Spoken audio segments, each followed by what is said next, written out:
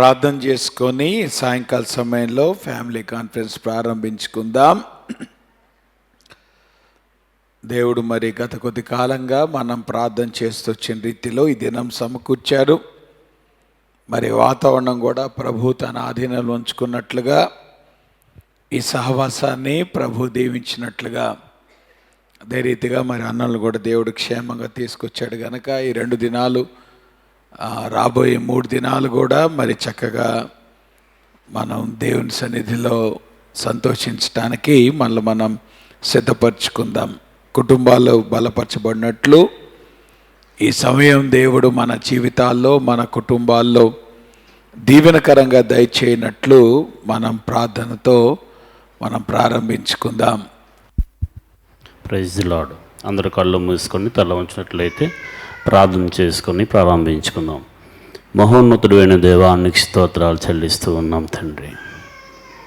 దేవా, ఈ 3 days సెక్షన్స్లో ప్రభువా తండ్రి మాతో ఉండి ప్రభువా కుటుంబాలుగా ఎలా దీవించబడాలో, కుటుంబాలుగా నీ నామాన్ని ఎలా మహిమపరచాలో ప్రభువా మేము నేర్చుకునే కృప మాకు దయచేయండి. వాతావరణాన్ని ప్రభువా వచ్చిన వారికి వెళ్ళిన వారికి ఎవరికి ఆటంకం లేకుండా మహోన్నతుడాన్ని స్వాధీనించుకొని ప్రార్థన చేస్తూ ఉన్నాం. క్షేమానికి మేలుకే జ్ఞాపం చేసుకోండి తండ్రి. ప్రతి వారిని ప్రభు దీవించమని ప్రార్థన చేస్తున్నాం. వాడబడుతున్న ప్రభు నీ సేవకులను ప్రభు నీ ఆత్మతో ప్రభు తండ్రి ముద్రించి బలంగా వాడుకోమని ప్రార్థన చేస్తూ ఉన్నాం. దేవా, ప్రతి సెక్షన్లో నువ్వు తోడై ఉండండి. చిన్నపిల్లలకేమి యవనస్తులకేమి ప్రభు అందరికీ నైనా ఎవరికి ఏ వర్తమానం కావాలో ప్రభు తండ్రి నైనా ప్రభు నీవే తండ్రి నీ ఆత్మ స్వాధీనంలో ఉంచుకొని ప్రభు నడిపించమని ప్రార్థన చేస్తూ ఉన్నాం తండ్రి. తద్వారా ప్రభు తండ్రి ఈ చివరి గడియలో ఈ యొక్క నైనా ప్రభు నీ రాకడ సమీపిస్తున్న దినాల్లో మేము ప్రభు నీ గురించి రోషముగా పరిశుద్ధముగా నీ యొక్క రాజ్యాన్ని విస్తరింపజేసే విధంగా ఏ విధంగా బ్రతకాలో ఆ విధంగా బ్రతికి నీ నామాన్ని మహిమపరిచే కృప అందరికీ దయచేయమని యేసుక్రీస్తు నామమున ప్రార్థిస్తున్నాము తండ్రి. ఆమేన్. మరి గత కొద్ది రోజులుగా మనం ప్రార్థన చేస్తూ వస్తున్నాం, సిద్ధపడుతూ వస్తున్నాం. సర్వసాధారణంగా మనం ఫ్యామిలీ కాన్ఫరెన్స్ చాలా ఫ్రీక్వెంట్గా పెట్టుకుంటాం, కానీ జస్ట్ ఈ మధ్య కొద్ది గ్యాప్ వచ్చింది.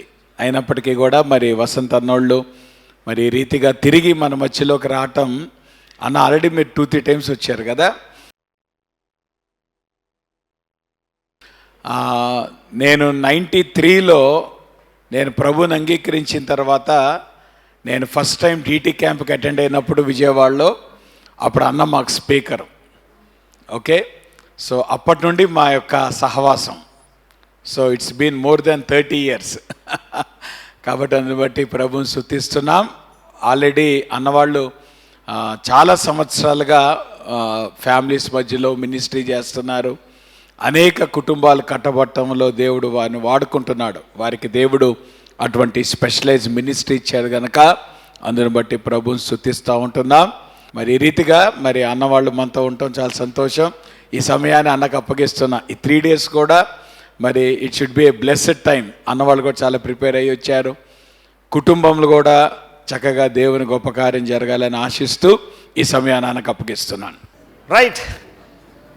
అసలు మీ గ్రేస్ బాప్టిస్ట్ చర్చ్కి ఎప్పుడు వచ్చినా ఏదో హోమ్ కమింగ్లా ఉంటుంది నాకు. మళ్ళీ తిరిగి వెనక్కి వచ్చినట్టు, సొంత గూటికి వచ్చినట్టు ఫీలింగు. ఎంతైనా మన వైజాగ్ కదా. మేము ఎంత హైదరాబాద్ వెళ్ళిపోయినా దిల్ మే వైజాగ్ హై. విశాఖపట్నం ఇంకా దిల్లో ఉంది చాలా. ఓకే, కాబట్టి చాలా చక్కగా మేము ఫీల్ అవుతుంటాం. ప్రత్యేకంగా మీ ఆరాధన నాకు చాలా ఇష్టం. మీరు పాడే మీ పాటలేటి పాడే విధానము చాలా చక్కగా మీరు పాడుతారు. ప్రత్యేకంగా మీరు పాడుతున్నప్పుడు I felt the prince of the lord here and the spirits moving. పరిశుద్ధాత్మ దేవుని యొక్క మూమెంట్ నేను చూస్తుంటాను. కాబట్టి I praise God for this church. చక్కటి ఆరాధన మీరు కలిగినందుకు. కిరణ్ చెప్పాడు ఆల్రెడీ, మీ కాలగతులు నా చేతిలో ఉన్నాయి ఈ 3 రోజులు. మన తెలుగులో ఆంధ్రప్రదేశ్ కీర్తనలో పాట ఉంది. ఎవరు తెలుసు ఆ పాట? నా కాలగతులు నీ చేతిలో ఉన్నాయని. బేతాల జాన్ కాదు, ఎవరిది, forgot his name, Pulipaka Jagannatham గారు రాసిన పాట అది. ఆయన సమాధి ఇక్కడే ఉంది, మన వైజాగ్లో ఉంటుంది ఆయన సమాధి. పులిపాక జగన్నాథం గారు చక్కటి పాట రాశారు, నా కాళ్ళగతులు నీ చేతులు ఉన్నాయి. ఆయన ఒక బ్రాహ్మణుడు ప్రభుని నమ్ముకున్న తర్వాత అతని కుమారుడు చచ్చిపోయాడు. చచ్చిపోతే అందరూ నిందిస్తున్నారన్నమాట, నువ్వు ప్రభుని నమ్ముకున్నా కాబట్టి కొడుకు చచ్చిపోయాడని. ఆ టైంలో ఈ పాట రాస్తాడు, నా కాళ్ళగతులు నీ చేతిలో ఉన్నాయి ప్రభా, నీకే వందనాలు అంటాడు అతను. So it's a beautiful song. అవన్నీ కూడా అనుభవాల నుంచి వచ్చిన పాటలు అన్నీ కూడా. Okay right. మేము ఇక్కడికి ఎప్పుడు వచ్చినా ఒకే పాత జంటలు ఉంటారు కాబట్టి న్యూ టాపిక్స్తో వచ్చేస్తుంటామట. కానీ ఈరోజు మాత్రమే ఒక ఓల్డ్ టాపిక్, రేపు మాత్రం కంప్లీట్గా రేపటి నుంచి కొత్త టాపిక్సే. ప్రత్యేకంగా రేపు ఎల్లుండు మేము మా కాన్సన్ట్రేషన్ అంతా కూడా పిల్లల్ని పెంచడం మీద ఎక్కువ ఉంటుంది అన్నమాట. పిల్లల్ని పెంచడం, ప్రత్యేకంగా చిన్నపిల్లల్ని ఎలా పెంచాలి, తర్వాత టీనేజర్స్ ఎలా ఉండాలి. సో ఫుల్ 2 రోజులు కూడా మనకి ఆ టాపిక్స్ మీద ఎక్కువ మనల్ని కాన్సన్ట్రేట్ చేయబోతున్నాం. కాబట్టి గాబరా పడిపోకుండా పాతవారు అమ్మ పాడిందే పాటరా పాసిపళ్ళు దోసరా అంటాం కదా. మనకు ఒక ఇది ఉండేది, గుర్తుందా మీకు సామెత? మళ్ళీ ఇదే మొదలెడతారా ప్రేమ భాషలో? భయపడకండి, ప్రేమ భాషలు లేవు. ఈరోజు గొడవ భాషలు మాట కొంచెం చెప్పుకుంటాం మనం, గొడవ భాషలు మాత్రం కొంత చెప్పుకుంటాం మనం. ఓకే రైట్, స్టార్ట్ చేసుకుందామా? చిన్న ప్రార్థన చేసుకోండి. ప్రభా, ఈ సమయంలో తండ్రి నీ పాత సన్నిధికి వస్తున్నాం. నీ సన్నిధితో తండ్రి మమ్మల్ని ఆవరించండి. మీరు మాత్రమే ఇక్కడ మహిమ పొందండి. మమ్మల్ని నీ సిలువు చాటును మమ్మల్ని మరుగుపరచండి తండ్రి. దేవా, మమ్మల్ని కడగండి, పవిత్రపరచండి ప్రభా. నువ్వు కడగపోతే మా బోధంతా వేస్టే ప్రభు. ఇక్కడ నన్ను మా బిడ్డలందరినీ కడగండి తండ్రి. నీకే వందనాలు చెల్లించుకుంటూ యేసునామములో వేడుకొంచున్నాం తండ్రి, ఆమేన్. సో నేను స్టార్ట్ చేయకముందు మిమ్మల్ని అందరినీ ఒక ఎంకరేజ్మెంట్ ఇవ్వాలనుకుంటున్నాను. ప్రతి కుటుంబం కూడా ఒక మిషన్ స్టేట్మెంట్ రాసుకోండి. Mission statement, vision statement. అంటే ప్రతి కుటుంబానికి ఒక దర్శనం, ఒక విజన్ స్టేట్మెంట్ ఉండాలా? ఖచ్చితంగా ఉంటాయి, మంచిది. ఈ విజన్ స్టేట్మెంట్ రాసుకున్నప్పుడు మీ కుటుంబం అంటే ఏ విధంగా ఉండాలో మీరు కోరుకుంటారు, మీ పిల్లలతో కూర్చొని రాయాలి అది. ఫర్ ఎగ్జాంపుల్ బైబిల్లో మనం చూస్తే యెషయా 8వ అధ్యాయం 18-19 వచనాల్లో యెషయా అనేసరికి మనకు కనబడేదంతా ప్రవచనాలే. 42, 43 అధ్యాయాలు, 58, 53 అధ్యాయాలు ఇవే మనకు కనబడతాయి. కానీ యెషయా కూడా ఒక విజన్ స్టేట్మెంట్ రాసుకున్నాడు తన యొక్క ఫ్యామిలీ, తన కుటుంబం గురించి. 8వ అధ్యాయం 18-19 అంటాడు, ఇదిగో నేను యెహోవా నాకు ఇచ్చిన ఈ పిల్లలను సియోను కొండ మీదనున్న సైన్యములకు అధిపతి యెహోవా వలనైనా సూచక క్రియలుగాను మహత్కార్యములుగాను ఈ దేశంలో ఉన్నాం అంటాడు. అద్భుతం కదా, ఏం మిషన్ స్టేట్మెంట్ అది కదా. ఇదిగో నీవు నాకు ఇచ్చిన ఈ పిల్లలను సియోను కొండ మీదనున్న యెహోవా వలనైనా సైన్యములకు అధిపతి యెహోవా వలనైనా సూచక క్రియలుగాను మహత్కార్యములుగాను ఈ దేశంలో ఉన్నాం మేము. Lord, we will be signs, and me and the children you have given to me, we will be the signs and wonders in this nation. వాహ్, నేను ఎప్పుడు యెషయా అలా చూడలేదు. యెషయా అంతా 42 నువ్వు జలంలో గుండా వెళ్తున్నప్పుడు ఇవంతా చాలా హాయి అనిపిస్తున్నది చదువుతుంటుంది మనకి. ఎస్, కరెక్ట్, చాలాసార్లు కంఫర్ట్ చేయబడ్డాం. కానీ యెషయాని డిఫరెంట్ యాంగిల్లో చూసినప్పుడు ఈయన కూడా ఈయన ఫ్యామిలీని ఎంత బ్యూటిఫుల్గా ఒక బిజినెస్ స్టేట్మెంట్ ఇచ్చుకున్నాడు అనిపించింది. అలాగే దావీదు కూడా ఒక బిజినెస్ స్టేట్మెంట్ ఇచ్చుకున్నాడు, విజన్ స్టేట్మెంట్ ఇచ్చుకున్నాడు. దేవా, నిత్యము నేను నా కుటుంబము నీ సన్నిధిలో నిత్యము కనబడదు గాక. That's is vision statement. అలాగే యెహోషువ ఇచ్చుకున్నాడు, నేను నా ఇంటి వారును యెహోవాను మాత్రమేమో సేవిస్తాము. ఇవన్నీ నేను చూస్తుంటే అద్భుతమైన మిషన్ స్టేట్మెంట్స్ వాళ్ళు ఇచ్చినట్టు కనబడుతుంది మనకి. అంటే వాళ్ళు విజన్ స్టేట్మెంట్స్ రాసుకున్నారు వాళ్ళ కుటుంబాల గురించి. అదేవిధంగా మీరు కూడా చక్కగా మీ పిల్లలతో కూర్చొని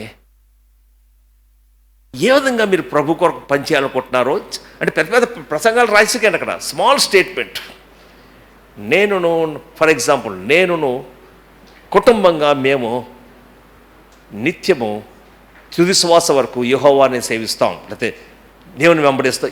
సంథింగ్ మీకు మీ యొక్క అనుకూలమైన రీతిలో మీరు దాన్ని రాసుకోవడం మంచిది. సో మీ ఇద్దరు కూడా అలా రాసిన తర్వాత దాన్ని ఫ్రేమ్ చేసి అది ఇందులో పెట్టుకున్నామంట. అది అంటే పిల్లలకు కనబడాలి, హాల్లో కనబడాలి ఆ స్టేట్మెంటు, వాళ్ళ బెడ్రూమ్స్లో కనబడాలి.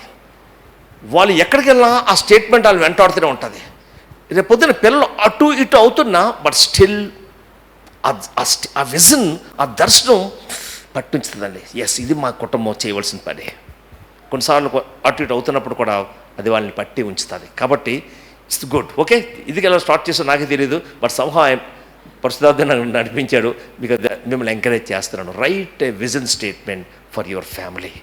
దెన్ మీరు అద్భుతంగా ఆ విజన్ అది నెరవేర్చబడుతున్నప్పుడు యూ విల్ బి ఎక్సైటెడ్. మీ పిల్లలు వాళ్ళు సపోజ్ లేకపోతే మీ పిల్లలు, ఇప్పుడు నా కొడుకు, మా కోడలు, లేకపోతే నా కూతురు, నా అల్లుడు, వాళ్ళు వేరే రాసుకుంటారు. ఇక మేము అందించే వాళ్ళకి అక్కడి నుంచి నెక్స్ట్ వాళ్ళు వేరే రాసుకోవాలి. మా స్టేట్మెంట్ మా విజన్ నాకు తీసుకెళ్తాడు. ఓకే, డిఫరెంట్ రాసుకోవాలి. Okay, right. జస్ట్ మేము ఎంకరేజ్ చేస్తున్నాను విషయాల్లో మీకు. రైట్, దగ్గర పెట్టుకొని మాట్లాడాలా? ఓకే, మాట్లాడతాను. Right, okay. ఇది నిలబడాలి కదా. ఓకే, ఎందుకంటే ఇక్కడ కెమెరా కూడా ఉంది కాబట్టి. సో ఎందుకంటే మాకు అటు ఇటు తిరిగి అలవాటు కొంచెం, కాబట్టి మా బాడీ నన్ను పొడుస్తూనే ఉంటుంది వెనక నుంచి చిన్నగా. కెమెరా అంటుంటుంది. Okay, right. రైట్, స్టార్ట్ చేసుకుందామా? చిన్న జోక్తో స్టార్ట్ చేసుకుందాం. Small joke. ఓకే, రెడీయేనా? ఇక్కడ కొత్తగా పెళ్ళైన జంట ఎవరు ఉన్నారు? ఇక్కడ కొత్తగా పెళ్ళైన జంట ఎవరున్నారు చెప్పండి. నిద్ర. నీ పేరు నాన్న? నాగరాజు. నీ పేరు తల్లి? నాగార్జున, నాగరాజా? నాగరాజు. నువ్వు నాగార్జున అన్న పేరు మార్చదు పాపం. నాగరాజు. ఇంకా నన్ను నీ పేరు తల్లి? ఉమా. నాగార్జున ఉమా. కూర్చోండి. ఎంతకాలం పెళ్ళి? అంతే. అమ్మ, వాళ్ళ కృపాకాలంలో ఉన్నారు. ఇక కృపాకాలం అంటే అంతా కృపే. దాన్ని కృపాకాలం అంటాం. ఫస్ట్ దాన్ని ఏమంటామంటే మనం మబ్బుల్లో తేలిపోయే దశ. అది హనీమూన్ స్టేజ్ అంటాం. Cloud 9 stage. మబ్బుల్లో తేలిపోయే దశ. ఏమి తప్పులు కనబడవు. నువ్వు ఏం పేరు మర్చిపోయి? నీ పేరు తల్లి? ఉమా ఎలా ఉన్నా నాగరాజు అంత కృపే. ఇలాంటి భార్య దొరకడం దేవుడు నాకు ఇచ్చిన కృప. ఇలాంటి భర్త దొరకడం దేవుడు నాకు ఇచ్చిన కృప. అదేం స్టేజ్? అది కృపాకాలం. కాలు నేల మీద ఉండదు, కాలు తేలుతూనే ఉంటాయి. నెక్స్ట్ స్టేజ్ ఏంటి? అక్కడ there are 24 in the marriage. 24 స్టేజ్లు ఉన్నాయి మ్యారేజ్లో.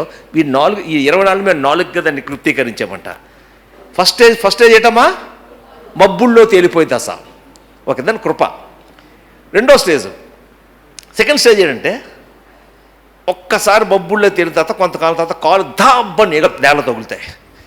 నేల తగిలేసరికి ఒక్కసారి నువ్వు ఇలాంటాడు అనుకోలేదు. అసలు పాస్టర్ గారు నీ గురించి ఎలా చెప్పలేదు నాకు. ఇప్పుడు ఏమవుతున్నా మబ్బులు? ఇదిగా భక్తుడు అన్నాడు, love is blind but marriage is an eye opener అన్నాడు అనమాట. సో ఇదంతా మబ్బుల్లో ఇప్పుడు ఏమవుతాయి? ఇప్పుడు సెకండ్ స్టేజ్ ఏమంటామంటే వాస్తవ దశ, రియాలిటీ స్టేజ్. ఇది అన్ని ఫ్యామిలీస్ వెళ్తాయి వీటి గురించి. సో రియాలిటీ స్టేజ్లో నాగరాజు ఏంటో ఉమాకు అర్థమవుతుంటుంది, ఉమ ఏంటో నాగరాజుకి అర్థం. అప్సెట్ అయిపోతుంటారు అనమాట. నెక్స్ట్ స్టేజ్ ఏంటంటే ఇప్పుడు నెక్స్ట్ స్టేజ్ దేనికి వెళ్తారంటే ఓకే, రెబెలియన్ స్టేజ్, తిరుగుబాటు దశ. నువ్వెంత నేనంత, నీకు ఉంది నాకు ఉంది, నీకెంత పడి ఉండవలసిన పని లేదు. ఈ ఊర్లోనే ఈ వీధిలోనే ఇల్లు తీసుకొని బతకగలను అన్న స్టేజ్ అది. దాన్ని ఏమంటారు? సైతాను గాడు ఎక్కువ ఈ స్టేజ్లో ఉంచుతాడు. చాలా మ్యారేజ్ని 10 సంవత్సరాలు 20 సంవత్సరాలు కూడా ఇక్కడే ఉంచుతాడు. ఉంచి పూర్తిగా చంద్రవందర చేస్తుంటాడు అనమాట. అదేం దశ? అది వాస్తవ దశ. సారీ, తిరుగుబాటు దశ. అయితే ఇమ్మీడియట్గా అక్కడి నుంచి మనం వెళ్ళకపోతే గందరగోళం అయిపోతాయి. నెక్స్ట్ దశను ఏమంటామంటే సర్దుబాటు దశ, అడ్జస్ట్మెంట్ స్టేజ్. అడ్జస్ట్మెంట్ అంటే అంటారు మీ ఆయన అలాగా మారడమ్మా, సర్దుకుపో. అది కాదు. మీ ఆవిడ అంతేరా, సర్దుకుపో. అది కాదు. ఇక్కడ సర్దుకుపో అంటే నాగరాజు అంటాడు ఉమాకి, నాలో ఉన్న ఈ లక్షణము నీకు చిరాకును కలుగజేస్తుంది కాబట్టి నన్ను నేను మార్చుకుంటాను. సో ఉమ అంటది నాలో ఉన్న ఈ లక్షణము, ఈ గుణం నీకు బాధ కలిగజేస్తుంది కాబట్టి నన్ను నేను మార్చుకుంటాను. అది సర్దుకుపోవడం అంటే. అంటే నాగరాజు ఉమాను మార్చడానికి పెళ్లి చేసుకోలేదు, ఉమ నాగరాజుని మార్చడానికి పెళ్లి చేసుకోలేదు. ఓకే, దేన్ని పెళ్లి చేసుకున్నారంటే వాళ్ళు మార్చుకోవడానికి, వారిని వారు మార్చుకోవడానికి. లాస్ట్ ఇయర్ మా బాబు వాళ్ళ యొక్క మరదల యొక్క ఎంగేజ్మెంట్కి వాడు మెసేజ్ ఇచ్చాడు బెంగళూరులో. వాళ్ళు అందరూ సిఎంసి డాక్టర్లు, అందరూ సిఎంసి, వాళ్ళ father in law mother in law అందరూ వాళ్ళు సిఎంసి డాక్టర్స్ కాబట్టి ఆల్ సిఎంసి డాక్టర్స్ అందరూ కూర్చున్నారు. All CSI background, hifi background అనమాట కూర్చున్నారు ఆల్. ఓకే, సో వీడు దిస్ ఫెలో ఆఫ్ కోర్స్ నాకు ఫెలో అయ్యాలండి, బట్ వాడు కూడా పాస్టరే బాబు కూడా. సో వాడు బ్యూటిఫుల్గా ఒక థాట్ తీసుకొచ్చాడు. నాకు ఐ ఓపెనింగ్ అయ్యింది అనమాట ఆ థాట్ తీసుకొచ్చినాడు. సాధారణంగా మనకి ఈ ప్రధానాల్లో ఏం మెసేజ్లు ఇస్తారంటే ఎలియాజరు ఇది అది ఇస్తుంటారు.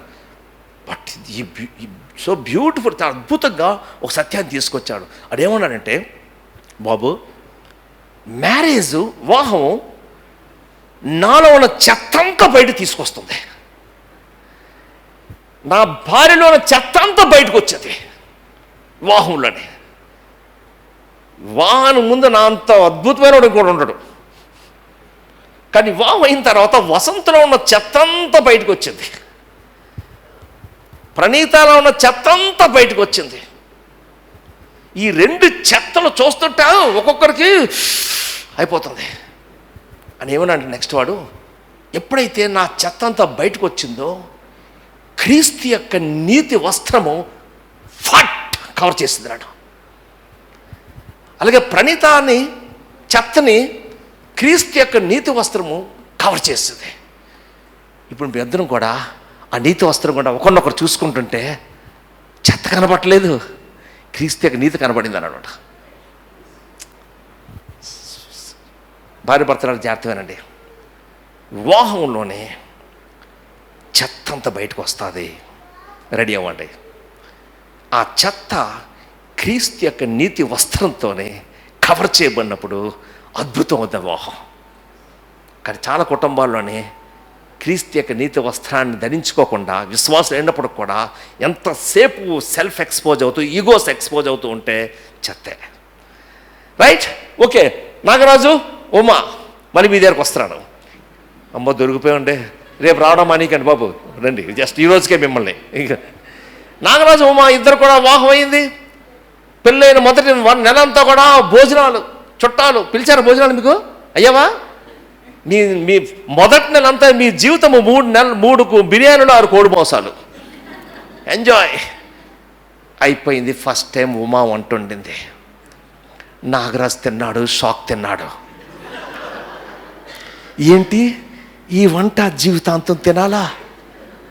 అసలు ఏం నేర్పించింది మీ అమ్మ నీకు? అసలు నీకు కాదు, మీ అమ్మకి వెయ్యాలి అంటే ఫోన్ తీసుకున్నాడు. ఎవరికి చేయాలి ఫోను? అత్తగారికి. కానీ భయం వేసింది.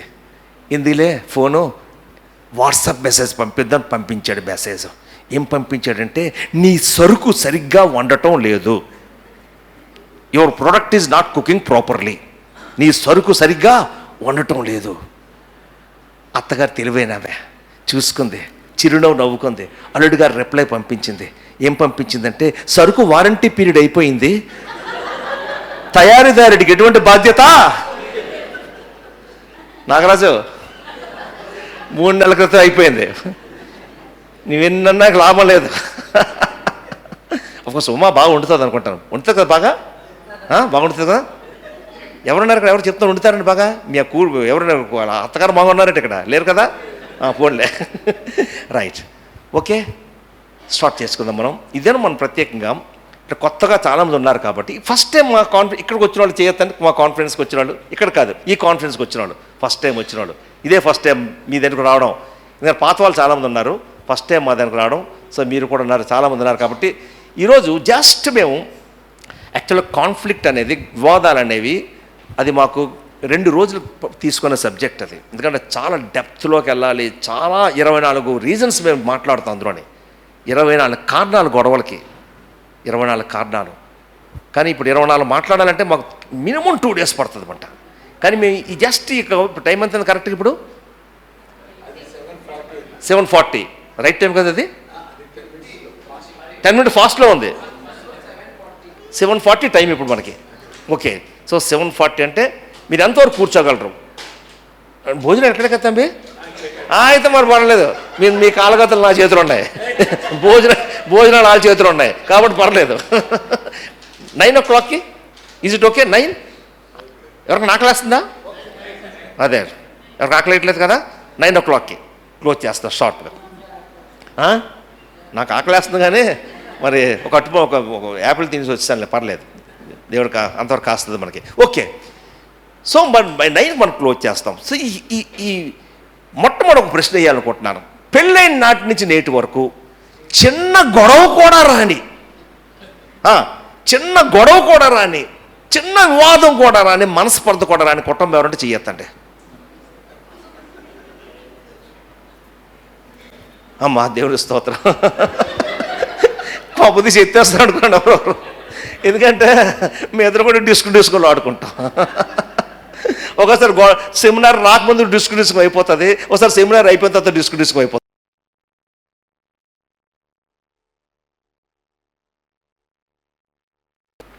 వాళ్ళు మాట అనేవారు మాతోని ఫ్రీ టైంలోని మాట్లాడుతూ, Vasant and Praneetha, you are an imperfect couple call to minister imperfect couples.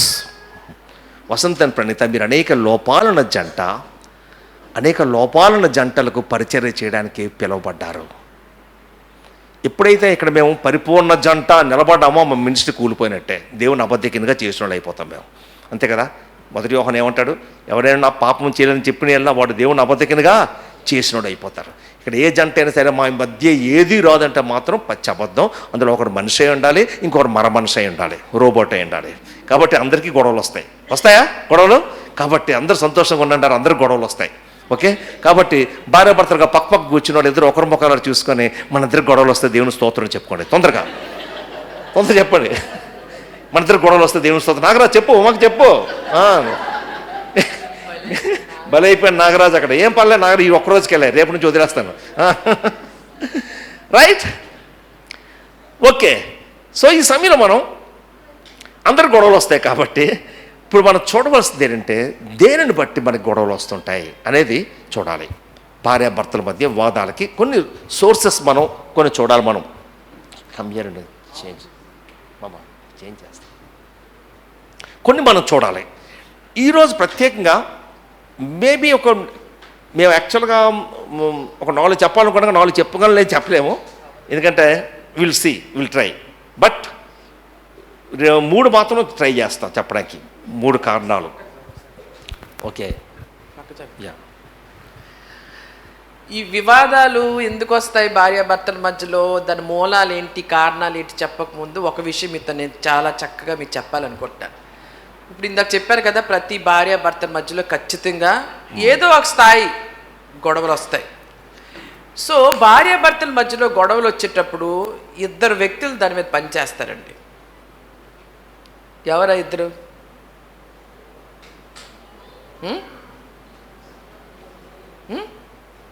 చెప్పండి, పర్లేదు, తప్పైనా పర్లేదు చెప్పండి. ఇద్దరు వ్యక్తులు, ఇప్పుడు నాకు వసంత మధ్యలో గొడవ వచ్చిందండి, ఇద్దరు వ్యక్తులు ఈ గొడవలు తీసుకొని మా మీద పనిచేస్తుంటారు. ఎవరు?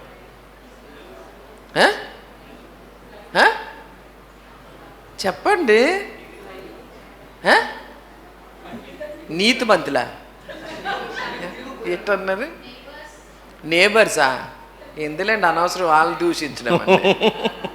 నేబర్స్ ఏం చెయ్యరు కానీ సరదా చూస్తారు అంతే.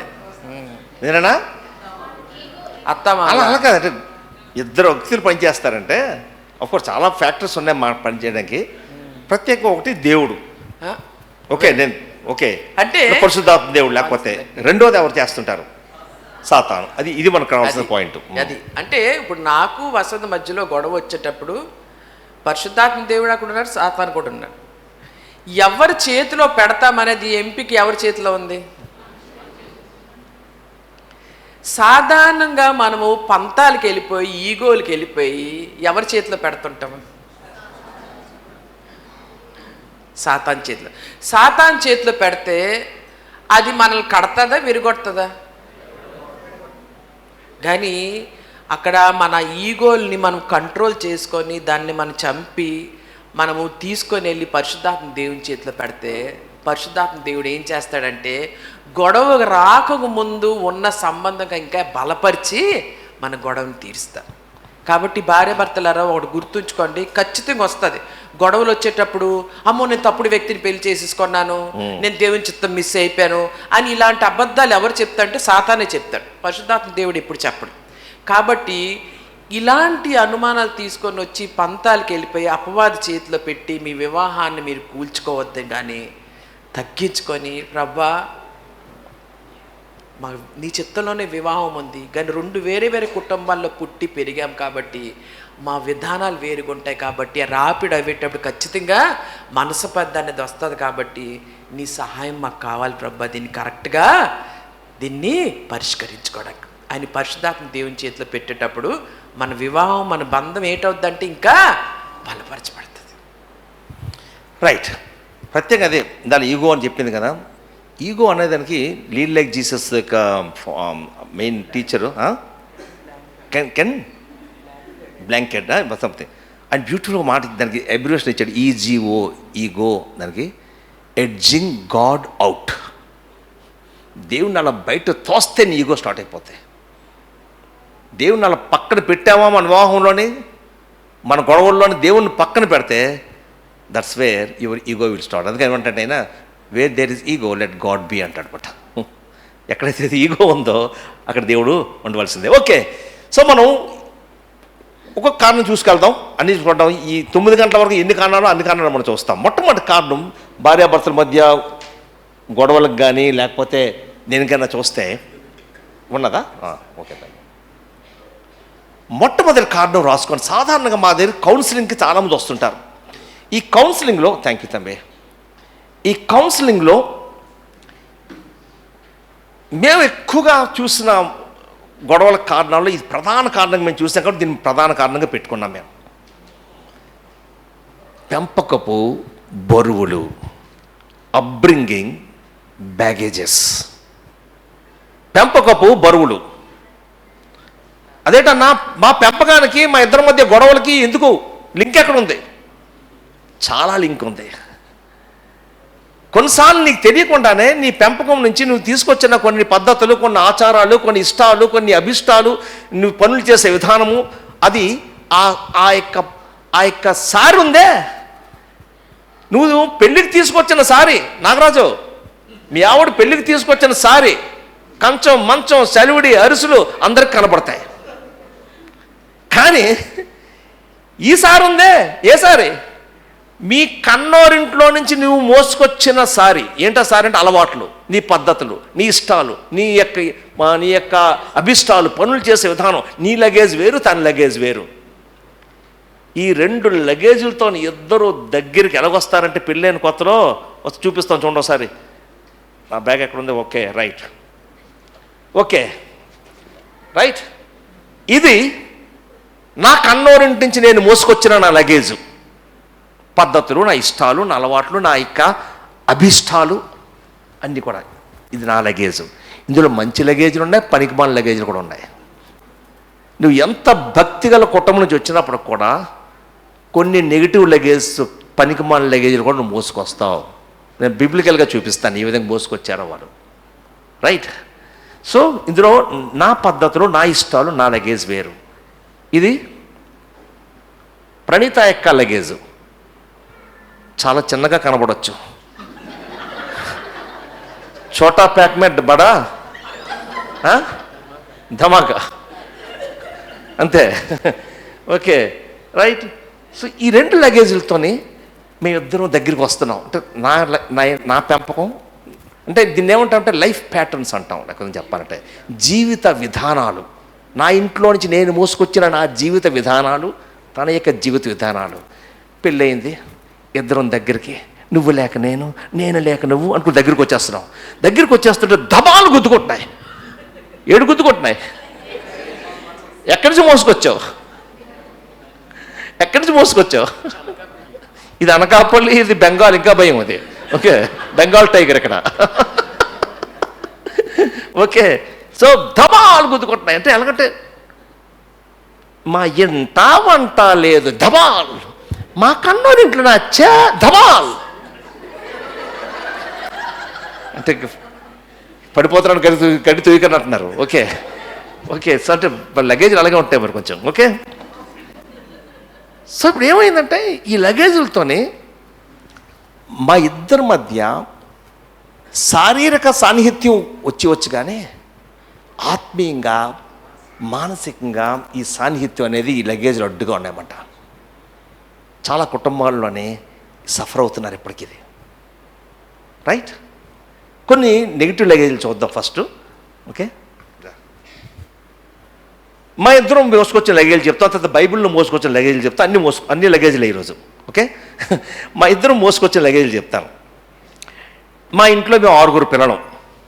మా అక్క, 5 కొడుకులు మేము. పాస్టర్ రాజేష్ గారు మీకు తెలుసు కదా, ఆఖరోడు. నేను ఇంట్లో పెద్ద కొడుకుని.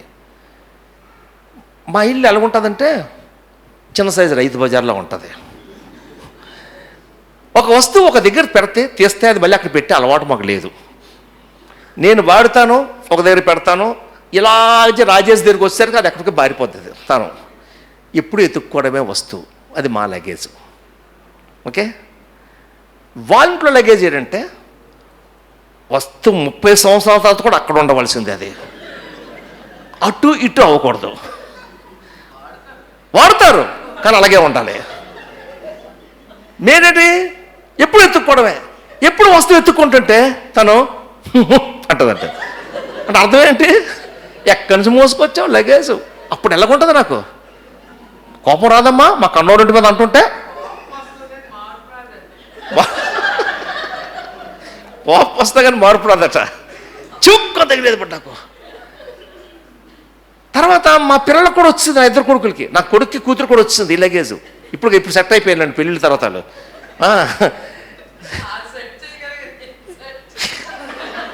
మా కోడలు అల్లుడు సెట్ చేయగలిగారు కానీ నేను సెట్ చేయలేకపోతే బాధపడుతుంది 33 సంవత్సరాల తర్వాత.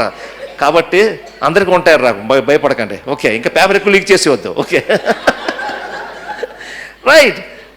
సో నేను మా పిల్లలు స్కూల్కి వెళ్ళిన రోజుల్లోని మమ్మీ నా టై ఎక్కడుంది, మమ్మీ ఇది ఎక్కడుంది అంటుంటే తను వంటగదిలో వాళ్ళు బ్రేక్ఫాస్ట్ చేస్తుంటుంది, నేను వాళ్ళ యూనిఫామ్ ఇస్త్రీ చేస్తుంటాను. వాళ్ళు గట్టిగా మమ్మీ అది ఎక్కడుంది, ఇది ఎక్కడుంది అంటుంటే తను అక్కడి నుంచి స్ట్రాంగ్ జీన్స్. ఆ పదం వినేసరికి నాకు చూక్కుమ తగిలేదు. మా కన్నోరిట్టు కొట్టేస్తుంది దెబ్బ. ఎవరన్నా ఉందా? అందరికీ ఉంటుంది ఇది. ఇంకొక దగ్గర మా ఇద్దరికి గుద్దుకునేది. ఇప్పుడు లేదులేండి, పిల్లలు పెద్దవాళ్ళు అయిపోయారు కాబట్టి. పిల్లల క్రమశిక్షణ దగ్గర మా ఇద్దరు బ్యాగేజీలు వేరు. నేను ఇంట్లో పెద్ద కొడుకుని, చాలా బుద్ధిగా ఉండేవాడిని. ఒక దెబ్బ తగలలేదు నాకు ఎప్పుడు కఠినంగా ఒక మాట వినపడలేదు నాకు. అది నా లగేజ్. నా పిల్లల దగ్గరికి వచ్చేసరికి నాకు చిన్నప్పుడు ఒక దెబ్బ లేదు, ఒక మాట లేదు కదా. వాళ్ళని క్రమశిక్షణ చేసిన టైంలోని కొట్టవలసిన ఆ యొక్క ఏజ్లోని చెయ్యొచ్చేది కాదు, నోరు వచ్చేది కాదు నాకు. అది నా బ్యాగేజ్. అది తన ఇంట్లో వాళ్ళ 3 ఆడపిల్లలు, ఇంట్లో రెండోది అన్ని మగపిల్లల పనులే. చెట్లు ఎక్కడం, ఆ చెట్ల మీద కూర్చొని అక్కడి నుంచే మామిడికాయలు తినడం. ఓకే, తర్వాత వాళ్ళకి రైల్వే క్వార్టర్స్ కదా వాళ్ళకి. సో వాళ్ళకి పెద్ద పెద్ద గ్రౌండ్స్ ఉండే వాళ్ళకి. వీళ్ళకి ఇంటి ముందు గ్రౌండ్కి అందరు పిల్లలు వచ్చేవారు అన్ని క్వార్టర్స్ నుంచి. అందరికీ తినే రింగ్ లీడరు, మగపిల్లలైనా ఆడపిల్లలైనా. ఆ రోజు ఎవరినైతే ఆడిస్తుందో వాళ్ళే ఆడాలి, మిగతా వాళ్ళు కూర్చోవలసిందే. ఎవరైనా అన్నాడు పడాలు కొట్టేసేది బిడ్డలకి. కొట్టేసరికి వాళ్ళు ఇంటికి వచ్చి కంప్లైంట్, ఆంటీ మీ పాప కొట్టేసింది నన్ను అనుకోండి. తిని ఇంటికి రాగానే పటా తగిలేదు, దులిపేసుకొని మళ్ళీ మామూలే నెక్స్ట్ డే. తనకి దెబ్బలు తినడం, కఠినంగా మాటలు వినపడడం అలవాటు తనకి. తన బ్యాగేజ్ అది. కాబట్టి పిల్లలకు రమేష్ దగ్గర వచ్చినప్పుడు పట్టను కొట్టడం చాలా స్పీడ్గా ఉండేది, పట్ మాట్లాడడం చాలా స్పీడ్గా ఉండేది. నాకు చెయ్య వచ్చేది కదా, నోరు వచ్చేది కదా నాది. తను ఇక్కడ మా ఇద్దరికి వచ్చేది. మీరు వాళ్ళు మెత్తగుండ బట్టే, నీ బట్టే ఎంతమంది కావట్లేదు గొడవ. పొడి చూసుకుంటారు చాలామంది, నేను చూస్తున్నాను ఆల్రెడీ. నువ్వే చూసుకో. అంటే నీకు తెలియకుండానే ఈ బ్యాగేజ్లు ఎంత ఎఫెక్ట్ చేస్తే చెప్తున్నాను నేను. బైబిల్లో కూడా చూద్దాం మనం. అబ్రాహాము, ఇస్సాకు, యాకోబులు దేవుడు అని చెప్పుకున్న మన దేవుడు అబ్రాహాము ఎంత విశ్వాసులు తండ్రి అయినప్పటికీ గెరారు దేశంలో ఆ యొక్క అబీమెలెకు రాజు దగ్గర తన భార్యను ఏమన్నాడు? అదే సిచ్యువేషను ఇస్సాకు వచ్చింది. గెరారు దేశంలో అబీమెలెకు రాజు దగ్గర తన భార్యను ఏమన్నాడు? ఎక్కడి నుంచి మోసుకొచ్చాడు లగేజ్? ఎక్కడి నుంచి? Daddy cool. ఎక్కడ డాడీ? అబ్రాహాం ఎంత దైవజనుడు, దేవుని స్నేహితుడు. బట్ అంత దైవజనుడు కుటుంబం నుంచి కూడా భయపడి అబద్ధం ఆడేసే ఆ లగేజు ఎవరికి వచ్చింది? ఇస్సాకు వచ్చింది. అక్కడి నుంచి కొంచెం ట్రెండ్ మారింది. అబద్ధం ఆడేసి అలాగ జల కొట్టడం ఎవరు? నెక్స్ట్ ఎవరు? యాకోబు. ఎక్కడి నుంచి వచ్చింది అసలు ఈ లగేజ్ అన్నీ? జాగ్రత్త తల్లిదండ్రులారా, కొన్ని పరిస్థితుల్లో నువ్వు ఏ విధంగా స్పందిస్తుంటావో చిన్నప్పటి నుంచి నీ కొడుకు నీ కూతురు చూస్తుంటారు. వాళ్ళు అలాంటి పరిస్థితులు ఎదుర్కొన్నప్పుడు ఎగ్జాక్ట్గా వాళ్ళు అలాగే స్పందిస్తుంటారు, నువ్వు జాగ్రత్త లేకపోతే నువ్వు కదా. నెక్స్ట్ దావీదుని తీసుకుందాం. బత్షెబను చూశాడు. ఒక విధంగా మన భాషలో చెప్పుకోవాలంటే రేప్ చేశాడు బలవంతంగా. అండ్ దెన్ రాజకీయ ఫక్కిలో మర్డర్ చేయించాడు ఊరియాని. అసలు ఆలోచిస్తుంటే అసలు నా హృదయానుసారుడైన మనుషుడే, బట్ స్టిల్ తర్వాత ఎన్ని మర్డర్లు అవ్వలేదు ఇంట్లో. బహిరంగంగా అబ్షాలోము డే లైట్లోని రేప్ చేయలేదు వాళ్ళని. ఎందుకు చెప్తున్నానంటే అన్నీ కూడా బీ కేర్ఫుల్ పేరెంట్స్. ఎలాంటి లగేజ్లు నువ్వు అప్పచెప్తావో నీ పిల్లలకి, వాళ్ళ మ్యారేజ్లో మోసుకెళ్ళిపోతారు జాగ్రత్త లేకపోతే నువ్వు. కొన్ని లగేజ్లు మాట్లాడుకుందాం. ఏ ఇంట్లో అయితే తండ్రి డామినేటింగ్ ఉంటాడో, భర్త ఎవడు మాట్లాడనీడు, భార్య ఏమిటి చెప్పింది నోరు మూయ్, పిల్లడు డాడీ వినండి నోరు మూయ్, కొడుకు చిన్నప్పటి నుంచి వింటున్నాడు ఏం పదం? నోరు మూయ్. ఆడికి పెళ్ళైన తర్వాత తెలుగు వచ్చేస్తాడు మాట్లాడికి, భార్య దగ్గర నోరు మూయ్ అంటాడు. భార్యకి అక్కడ షాక్. అక్కడ చూసారు షాక్స్ ఎలా ఉంటాయి వాళ్ళకి. మనం సింపుల్గా వాడేస్తాం పదం, ఎలా వెళ్ళిపోతే వాళ్ళకి చెప్తున్నాను అలాగే. లేకపోతే ఏ ఇంట్లో అయితే మమ్మీ మొత్తం నాన్న పట్టుకొని తిప్పేస్తుందో చేతిలో పట్టుకొని, కూతురు చిన్నప్పటి నుంచి వస్తుంటుంది. కూతురికి పెళ్ళయింది, మొదటి రాత్రి నుంచి ఒకటే మినిస్ట్రీ. ఏంటో మినిస్ట్రీ అంటే ఎలా తిప్పుకోవాలి, మా ఆయన్నే ఎలా తిప్పుకోవాలి.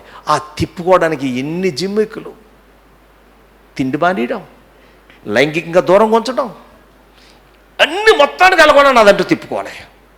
Be careful mothers. నువ్వు ఎలాంటి తల్లిగా ఉంటున్నావు, నువ్వు ఎలాంటి భార్యగా ఉంటున్నావో నీ భర్త దగ్గర, రేపొద్దున అది నీ పిల్లల మీద ఎఫెక్ట్ చూపిస్తుంది. తండ్రులారు జాగ్రత్త మీరు కూడా. రైట్, లగేజ్లు మరికొన్ని మనం ప్రాక్టికల్గా మాట్లాడుకోవాలి. కొన్ని లగేజ్లు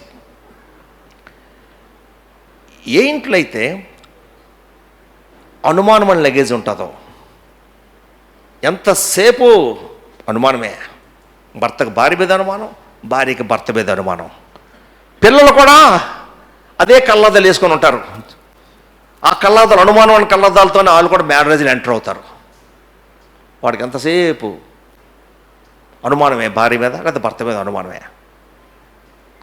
ఒకసారి మా దగ్గరికి విశాఖపట్నం ఉంటుంది కానీ ఒక జంట, ఊరి పేరు చెప్పను, వాళ్ళ పేర్లు కూడా చెప్పను, ఏ ఊరి నుంచి వచ్చారో కూడా చెప్పను, మా దగ్గరికి వచ్చారు. అంటే వాళ్ళు అప్పటికే విడాకులకి రెడీ చేసుకున్నారు పేపర్లు. 8వ క్లాస్ చదువుతున్న పాప, 4వ క్లాస్ చదువుతున్న బాబు ఉన్నాడు. విడాకులకి రెడీ అయిపోయే పేపర్స్ అన్నీని. ఇద్దరు పెద్ద పెద్ద ఉద్యోగస్తులు, ఇద్దరు కూడా. వాళ్ళ ఉద్యోగుల పేరు కూడా చెప్పను, మీరు ఎక్కడ గ్యాస్ చేయకూడదని. పెద్ద పెద్ద ఉద్యోగస్తులు. సో ఎవరో చెప్పారు, మీరు విడాకులకి అప్లై చేయకముందు విశాఖపట్నంలో జంట ఉన్నారు, వాళ్ళు కలుసుకున్న తర్వాత మీరు అప్లై చేసుకోవచ్చు. సో వాళ్ళు నా నెంబర్ ఇచ్చారు.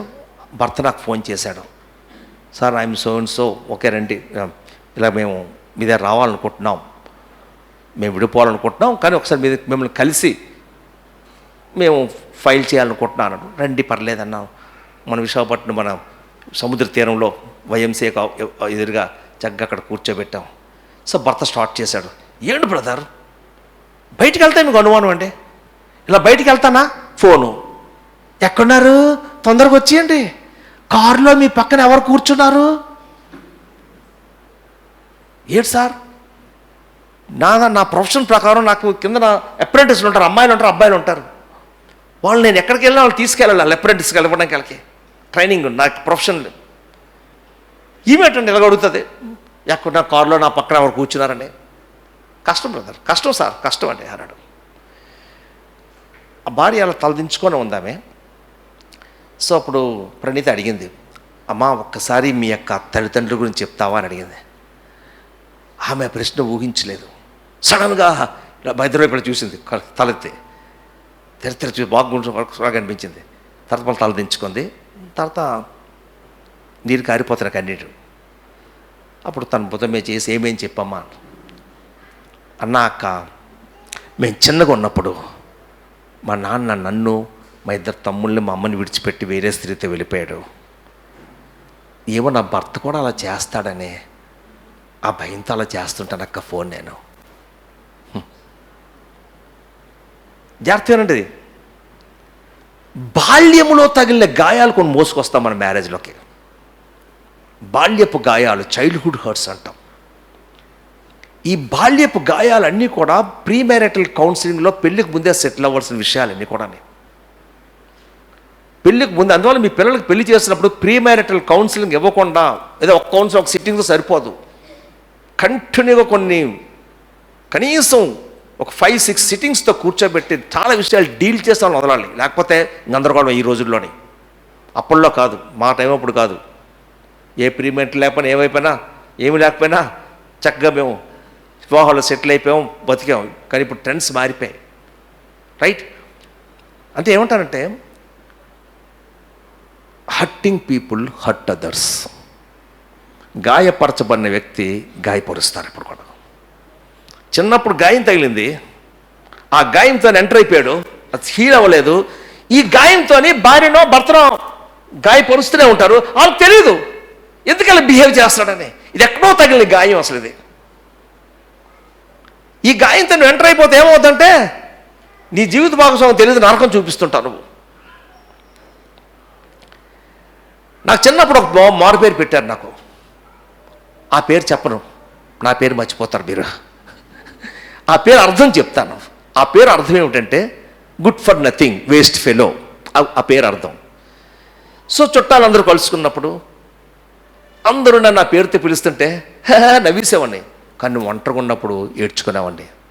ఐఎమ్ వేస్ట్ ఫెలో అని. ఒక మక్క తను కాలేజ్ స్పోర్ట్స్లోని వాటిలోని హుషారు ఉండేది.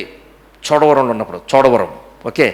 సో చాలా హుషారుగా తను ఉంటే నేను ఆ జనాలతో నిలబడి చప్పలు కొడుతుంటే అందరూ రే నువ్వు ఆడపిల్ల అయిపోయి మీ అక్క మగపిల్లడు అయిపోయి బాగుండేదిరా అనేవారు అనమాట. ఓకే, నన్ను ఎంత I was the victim of inferiority. ఒక విధంగా చెప్పాలంటే అంటే న్యూనతాభావం, నేను వేస్ట్ అన్నది. అది నేను ఎక్కడ ఫెయిల్ అవ్వలేదు, కానీ నా గ్రేడ్స్ మీద మాత్రం చాలా ఎఫెక్ట్ చూపించింది ఆ యొక్క రిమార్క్, లేకపోతే ఆ యొక్క పేరు. సో నేను ఒంటరిగా ఉన్నప్పుడు ఈడ్చుకునేవాడిని, నేను వేస్ట్ అని. ఎవరైనా ఇంటికి వస్తే కలిసేవాడిని కాదు, దాక్కునేవాడిని. చర్చిలో అందరితో కూర్చొని పాడేవాడిని కాదు, కూర్చునేవాడిని కానీ ఏమి పాడేవాడిని, ఎందుకంటే ఈడేమనుకుంటాడో ఆడేమనుకుంటాడో.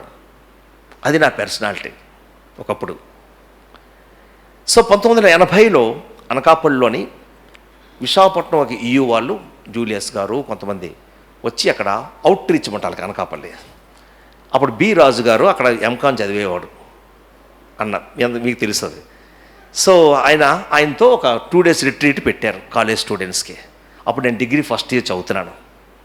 సో దానికి మొత్తానికి నన్ను మా అక్కని ఇద్దరు కూడా మమ్మల్ని బలవంతంగా అంటే మా అక్క సంతోషంగా, నేను మాత్రం బలవంతంగా వెళ్ళాను. 2 days అయిపోయింది రిట్రీటు. ఇంకా లాస్ట్ ఫైనల్ మెసేజ్ ఎప్పుడైపోతే వెళ్ళిపోదాం ఇంటికి అని చూస్తున్నాను అనమాట. సో లాస్ట్ మెసేజ్ అవుతుంది, దైవజనుడు జూలియస్ గారు మాట్లాడుతున్నారు. ఇంకా 5 minutesలో క్లోజ్ అయిపోతుంది అనగా ప్రభు నన్ను పట్టుకున్నాడు. సో అక్కడ నేను ఆ యొక్క ఆల్టర్ కాల్కి నేను రెస్పాండ్ అయ్యి నేర్చి నిలబడ్డా, నేను కూడా ప్రభుని వెంబడిస్తానని. సో అక్కడ ప్రభుని అంకరించి తిన్నగా సైకిల్ మీద ఇంటికి వచ్చేసాను. అప్పుడు అన్నీ మాకు కొట్టు గదులు ఉంటాయి, చిన్న చిన్న గదులు కదా ఆ రోజుల్లోనే. సో ఆ గదిలోకి వెళ్ళిపోయిన తలుపేసుకున్నాడు. తలుపేసుకొని ప్రభువా దేవునితో బార్గెన్ చేయడం స్టార్ట్ చేశాను. ఇంతవరకు అందరూ కూడా నన్ను వేస్ట్ ఫెలో అన్నారు అని చెయ్యలో పెట్టాను. నా చెయ్య నీ చేతిలో పెడుతున్నాను. Lord make me big, Lord make me big. నన్ను పెద్దవాడిని చేయి ప్రభా, that's why I'm standing here. నేను చెప్తానంటే ఈ గాయం పెళ్ళికి ముందే హీల్ అయిపోయింది కాబట్టి తను బతికి పట్టకట్టేది. ఇది కానీ అవ్వకపోయింటే నరకం చూసింటే దానితో. ఎవరైనా సరే అలా సఫర్ అవుతుంటే దయచేసి గో టు ద కౌన్సిలింగ్. అంటే చిన్నప్పుడు ఎక్కడ తగిన గాయం కానీ నీ వాహనంలో మోసుకొచ్చి నీ జీవిత భాగస్వామిని గాయపరుస్తుంటే మాత్రం you need counselling, prayer support నీకు కావాలి. Go to your pastor, counselling తీసుకో, దాని నుంచి బయటకు వచ్చి. రైట్. మరొక బ్యాగేజ్ మనం ఏం మోసుకొస్తాం? డినామినేషన్ బ్యాగేజ్లో మోసుకొస్తాం. సపోజ్ నేను బాప్టిస్టు, నా భార్య బక్సింగు, ఇద్దరం కూడా పెళ్ళే కొత్తగా వచ్చాం. ఫ్యామిలీ ప్రేయర్ దగ్గరికి వచ్చేసరికి నేను అంటాను, కుర్చీ లేద్దాం అంటాను. నేను అమ్మమ్మమ్మ కుర్చీ కాదు, ఏంటి చాప. మా ఇంట్లో అన్ని కుర్చీలే, మా ఫ్యామిలీ పేరు కుర్చీలే. అమ్మమ్మమ్మ చాప. సియోను గీతాలు ఆంధ్రప్రదేశ్ కీర్తనలో. అందులో ప్రీ మ్యారిటల్లోని 2 డినామినేషన్స్ వచ్చిన వాళ్ళకి మాత్రం మేము ఖచ్చితంగా ఏం చెప్తామంటే, నీ భర్త ఒకవేళ మంచి వాక్యం బోధిస్తున్న సంఘానికి వెళ్తాను, నువ్వు భారీగా నువ్వు అక్కడికి వెళ్ళిపోవడం మంచిది. సపోజ్ నీ భర్త వెళ్తున్న సంఘం అంత ఇది లేదంటే భారీగాని చక్కటి ఆరాధనకి వెళ్తుంటే భారీగా నువ్వు భర్తగా నువ్వు కూడా ఆరాధనకి నువ్వు వెళ్ళొచ్చు, వాక్యం ప్రకటించబడుతున్నా అని మేము బోధిస్తూ ఉంటాం. దిర్ ఆల్ బ్యాగేజెస్. డబ్బులు ఖర్చు పెట్టే విధానంలో బ్యాగేజ్లు ఉంటాయి. అప్పు చేసే, ఎప్పుడు ప్రతి చిన్నదానికి అప్పు చేసే కుటుంబం నుంచి వచ్చిన భర్త, పొదుపు ఉండే భార్య, ఇద్దరు దగ్గరికి వస్తారు. ఇక్కడ అప్పు, ఇక్కడ పొదుపు, 2 బ్యాగేజ్లు. మీకు తెలియకుండానే సైతాన్ ఎలా ఆడుకుంటున్నాడు ఈ బ్యాగేజ్లతోనే ఆడుకుంటుంటాడు వాడు. రైట్. మంచి బ్యాగేజ్లు చూద్దాం. అబ్రహాం ఎక్కడికి వెళ్ళినా బలిపీఠం కట్టేవాడు. ఇస్సాక్ ఎక్కడికి వెళ్ళినా బలిపీఠం కట్టేవాడు. యాకోబు ఎక్కడికి వెళ్ళి బలిపీఠం కట్టేవాడు. See the good luggage, bad luggage ఉన్నాయి, మంచి లగేజ్లు కూడా ఉన్నాయి. Wherever he goes he built an altar. ఎవరు? Abraham. Same thing family prayer, మంచి లగేజ్ అది. కుటుంబ ప్రార్థన మంచి లగేజ్, అద్భుతంగా ఉంటుంది అది ఆ లగేజ్. కానీ ఈ బిజీ ఈ వరల్డ్లోని, ఈ లైఫ్లోనే అది పూర్తిగా తెరమరుగైపోయింది. టైం లేదు ఫ్యామిలీ ప్రేయర్కి. మన వర్క్ అవర్స్ అవనండి, ఏదైనాండి, అదొక భారంగా అయిపోయింది అన్నమాట మనకు. అది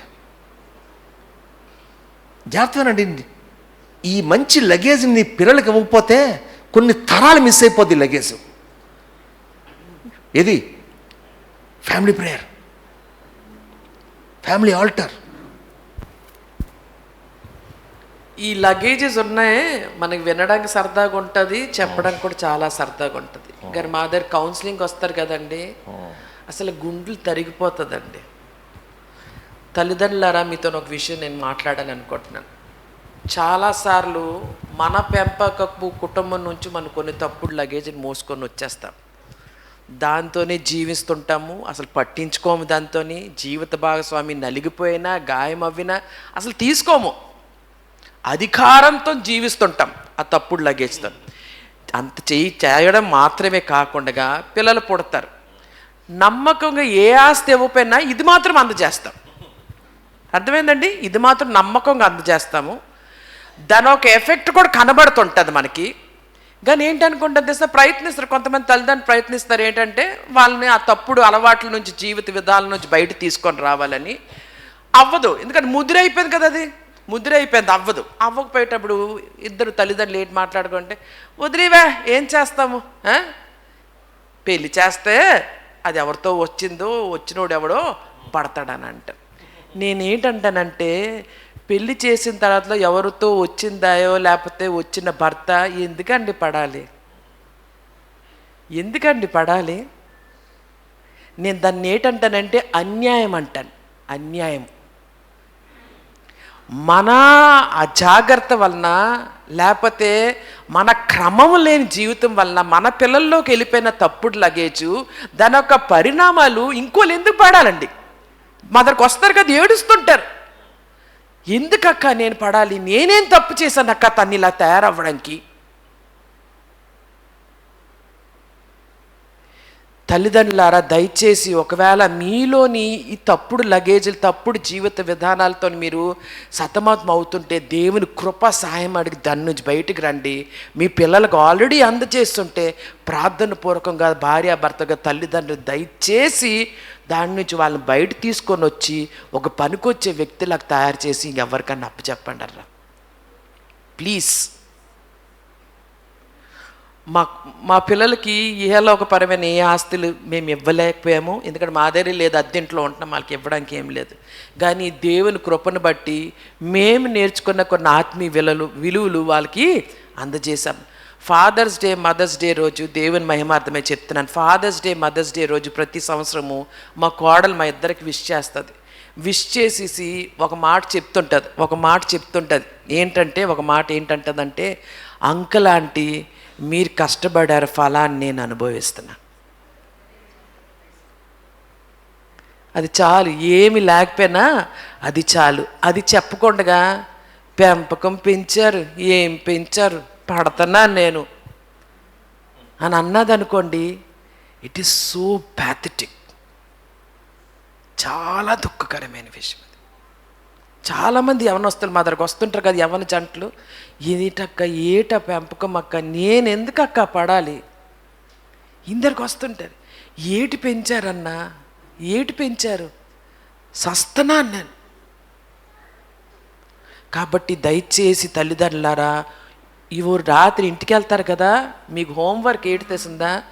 మనలో ఏ తప్పుడు లగేజీలు అలవాట్లు ఇంకా ఏలుతున్నాయి, దాని నుంచి బయటపడతాము.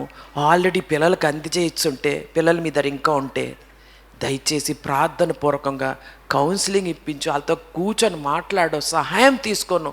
దయచేసి వాళ్ళు ఆల్రెడీ వెళ్ళిపోయిన తప్పుడు లగేజీలు బయట తీసుకొని వచ్చి ఒక పనికొచ్చే వ్యక్తి ఇంకొకరికి ఆశీర్వాదకరంగా ఉన్న రీతిలో వాళ్ళు తయారు చేసి అప్పుడే వివాహ వ్యవస్థలు వాళ్ళు పంపించండి ప్లీజ్. అంతేగాని మన బాధ్యత, మన తలకాయ నొప్పి వదిలించుకోవడానికి దయచేసి పంపించదు ప్లీజ్. రైట్. సో బ్యాగేజ్లు ఇప్పుడు బ్యాగేజ్లు ఉన్నాయి, చాలా బ్యాగేజ్లు మాట్లాడుకున్నాం. ఇంకా చెప్పాలంటే ఇప్పుడు ఏమి లేదండి, చర్చ్ 10 గంటల కంటే 5 నిమిషాలతో 10 కల్లా చర్చిలో కూర్చోవడం మంచి బ్యాగేజ్. 10:30కి వెళ్దాంలే, పాటలు అవుతుంటాయి. నెక్స్ట్ జనరేషన్ అంటాడు 11 గంటలకు వెళ్దాం. ఆ తర్వాత జనరేషన్ అంటాడు నో ఆశీర్వాదంకి వెళ్తే చాలు. Be careful. మీరు చాలా క్యాజువల్గా తీసుకోవచ్చు, 10:30కి వెళ్ళొచ్చు, 11 గంటలకు వెళ్ళొచ్చు, చాలా మీకు అలాగ తేల్చి దాన్ని తీసుకోవచ్చు. కానీ దాని ఎఫెక్ట్ జనరేషన్స్ మీద ఎలా ఉంటుందో చెప్తున్నాను నేను.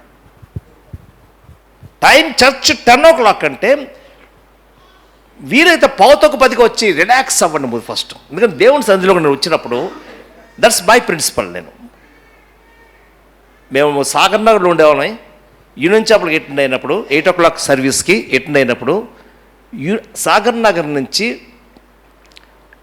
9:15 కల్లా వచ్చి కూర్చోవాలి నేను. That's my principal.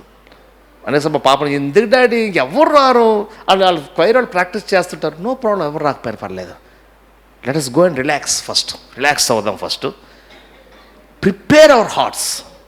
మన హృదయాల్ని సిద్ధం చేసుకుందాం దేవుడు ఆరాధనలోని వాక్యంతో మనతో మాట్లాడాలని. సో అది అలవాడైపోయింది, అది అలవాటు చేస్తారు. అది పర్లేదులేండి, ఆరాధన అయితే తెరలవచ్చు. తల్లిదండ్రులు ఎవరైనా సరే, ఇక్కడ కూర్చున్న వాళ్ళు ఎవరైనా సరే, ఈ విషయంలో మీకు క్రమంగా లేకపోతే మాత్రం దీని ఎఫెక్ట్ మీ పిల్లల మీద పడుతుంది. తర్వాత మీరు కిటకలు ఆడిపోతారు తర్వాత. Right, okay, right. ఇప్పుడు ఒక్క కారణం చూసాం మనం, 20 అయింది. పడన్ టైతింగ్, దశంభాగం ఇవ్వడం మంచి లగేజ్. అది నెల మొదటి వారంలోనే నీకు దశంభాగం తీసి చర్చ్ కవర్లో పెడుతుంటావు కదా, ఈ బొడ్డోడు చూస్తుంటాడు. ఎవడు నీ కొడుకో నీ మనవడో ఎవడో చూస్తుంటాడు. ఆడికి నువ్వు దశంభాగం నుంచి టీచింగ్ ఇవ్వక్కర్లేదు. ఇంకాడికి కరెక్ట్గా వాడు ఏ టీచింగ్ అక్కర్లేదు. Luggage, right? ఆతిథ్యం ఇవ్వడం, మంచి లగేజ్. ఇంట్లోని దైవజనులకి లేకపోతే విశ్వాసులకి లేకపోతే ఎవరికైనా సరే ఆతిథ్యం ఇవ్వడం, వాళ్ళతో నిలబడడం, ఇవన్నీ కూడా నీ పిల్లలు చూస్తున్నారు. జాగ్రత్త. అంటే ఇవన్నీ ఏం చెప్తారంటే ఇవన్నీ కూడా అద్భుతమైన లగేజ్లు. ఇదిగా నువ్వు నిర్లక్ష్యం చేస్తే ఒక తరాలను నువ్వు కోల్పోతావు, రైట్? ఓకే, ఇప్పుడు రెండో కారణం మనం చూద్దాం. రెండో కారణం ఇరుపక్ష తల్లిదండ్రుల యొక్క అనవసర చొరబాటు, అత్తమామల యొక్క అనవసర చొరబాటు. ఇంకొక మాటలో చెప్పుకోవాలంటే ఒక ప్రశ్న, భారతదేశంలో అత్తగారిని ఎలా చూపిస్తారమ్మా టీవీలో? విలన్ విలన్ అదే వినండి, అత్తగారిని ఎలా చూపిస్తారు? ఇక్కడ అవునండి, ఇక్కడ ఎంతమంది అత్తలు ఉన్నారు చేయొద్దంటారా?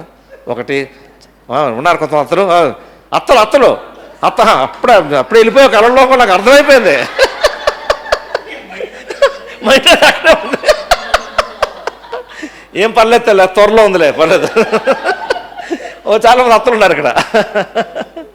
ఓకే, అత్తగారిని ఎలా చూపిస్తారు టీవీలో? గయ్యాలి, విలను. మన పాతకాలం సినిమా యాక్టర్ చెప్పేవారు, ఏం పేరు? సూర్యకాంతం. పాపం మంచి ఆవిడే, పాపం వాడు యాక్షన్ ప్రకారం ఆవిడ్ని అలా తోస్తాం తప్పుల్లో కామండి పాపం. సూర్యకాంతం ఆ రోజుల్లో అనేవారు, ఆ రోజుల్లోని. ఓకే, అంటే మామూలుగా ఇప్పుడు ఎలా చూపిస్తున్నారు? అత్తగారిని క్రూకిష్గా చూపిస్తారు కొన్నిసార్లు. అంటే సన్నంగా ఉంటుంది, ష్రూడ్గా అంటే ఒకలాంటిది సన్నంగా, అసలు ఇలా ఇక్కడ పువ్వు, ఈ సైడ్ పువ్వు ఇలాగా. ఇవన్నీ చూస్తుంటే ఆ సీను. లేకపోతే ఇంకోలా చూపిస్తారు, అత్తగారుని లావుగా, పట్టు చీర, కొప్పు మీద పువ్వులు, ఇంతవరకు గాజులు, ఇక్కడ బీరువా తాళాలు. ఆ సీన్ చూస్తుంటే పెళ్ళికాని అమ్మాయిలకి, ఇక్కడ పెళ్ళికాని అమ్మాయిలు ఎవరున్నారా? ఉంటే చేస్తండి పెళ్ళికాని అమ్మాయిలు, చేస్తాను వాళ్ళు ఉన్నారా? మీ పెళ్ళి అయిపోయింది తల్లి మీకు, రైట్? పెళ్ళికాని అమ్మాయి చేయొత్తమా, సిగ్గుపడకు, రైట్? సో పెళ్ళికాని అమ్మాయిలకి ఎలా ఉంటుందంటే ఆ సీన్ చూస్తుంటే, అత్త మీ కూతురు మాటలు లేదనుకోండి, ఉండే నీకు ఎలా వస్తే నేను చూడన్నా అంటే అత్తను అలా చూపిస్తున్నట్టు బూచి. అందువల్ల వాళ్ళు ఎంటర్ అవ్వడం, మ్యారేజ్లు ఎలాగ ఎంటర్ అవుతారంటే not in laws, outlaws. Negative picture. In laws కాదు, అవుట్లాస్. అత్తే, అమ్మే. In laws, outlaws. జాగ్రత్తగా అమ్మా. అద్భుతమైన, అసలు మన బైబిల్ మాట్లాడినట్టు ఈ విషయాలు ఏది మాట్లాడలేదండి. ఒకసారి లయన్స్ క్లబ్ వాళ్ళు తీసుకున్న ఇక్కడే వైజాగ్లోనే ఒక హోటల్లోనే బ్రేక్ఫాస్ట్ మీటు, అంత హిందూసే వాళ్ళందరూ, ఆల్ బిగ్ షాట్స్. ఎవరది వీళ్ళందరూ ఉంటారు కదా, సంఘవి జ్యువెలర్స్ వాళ్ళు, వీళ్ళందరూ అంటారు. వాళ్ళు కొన్ని ఫ్యామిలీ ఇష్యూస్ మీరు మాట్లాడాలండి అని పిలిచారన్నమాట, బ్రేక్ఫాస్ట్ మీటింగ్ పిలిచారు ఏదో హోటల్లో మొత్తానికి. సో ఇదే మేము ఏం చెప్పా అక్కడ చెప్పాం, జాగ్రత్త వినండి. బైబిల్లో అద్భుతంగా, అంటే బైబిల్ అని చెప్పలేదు కానీ ఒకటి మాట చెప్తుంటారు అక్కడ హిందూస్ చెప్పినప్పుడు, నేను చదువుకుంటున్న బైబిల్ నాకు ఈ విధంగా చెప్పింది, అంతేగాని బైబిల్ అలా చెప్తుందని చెప్పకూడదు. అక్కడ చాలా జాగ్రత్తగా ఉండాలి అక్కడ మనం.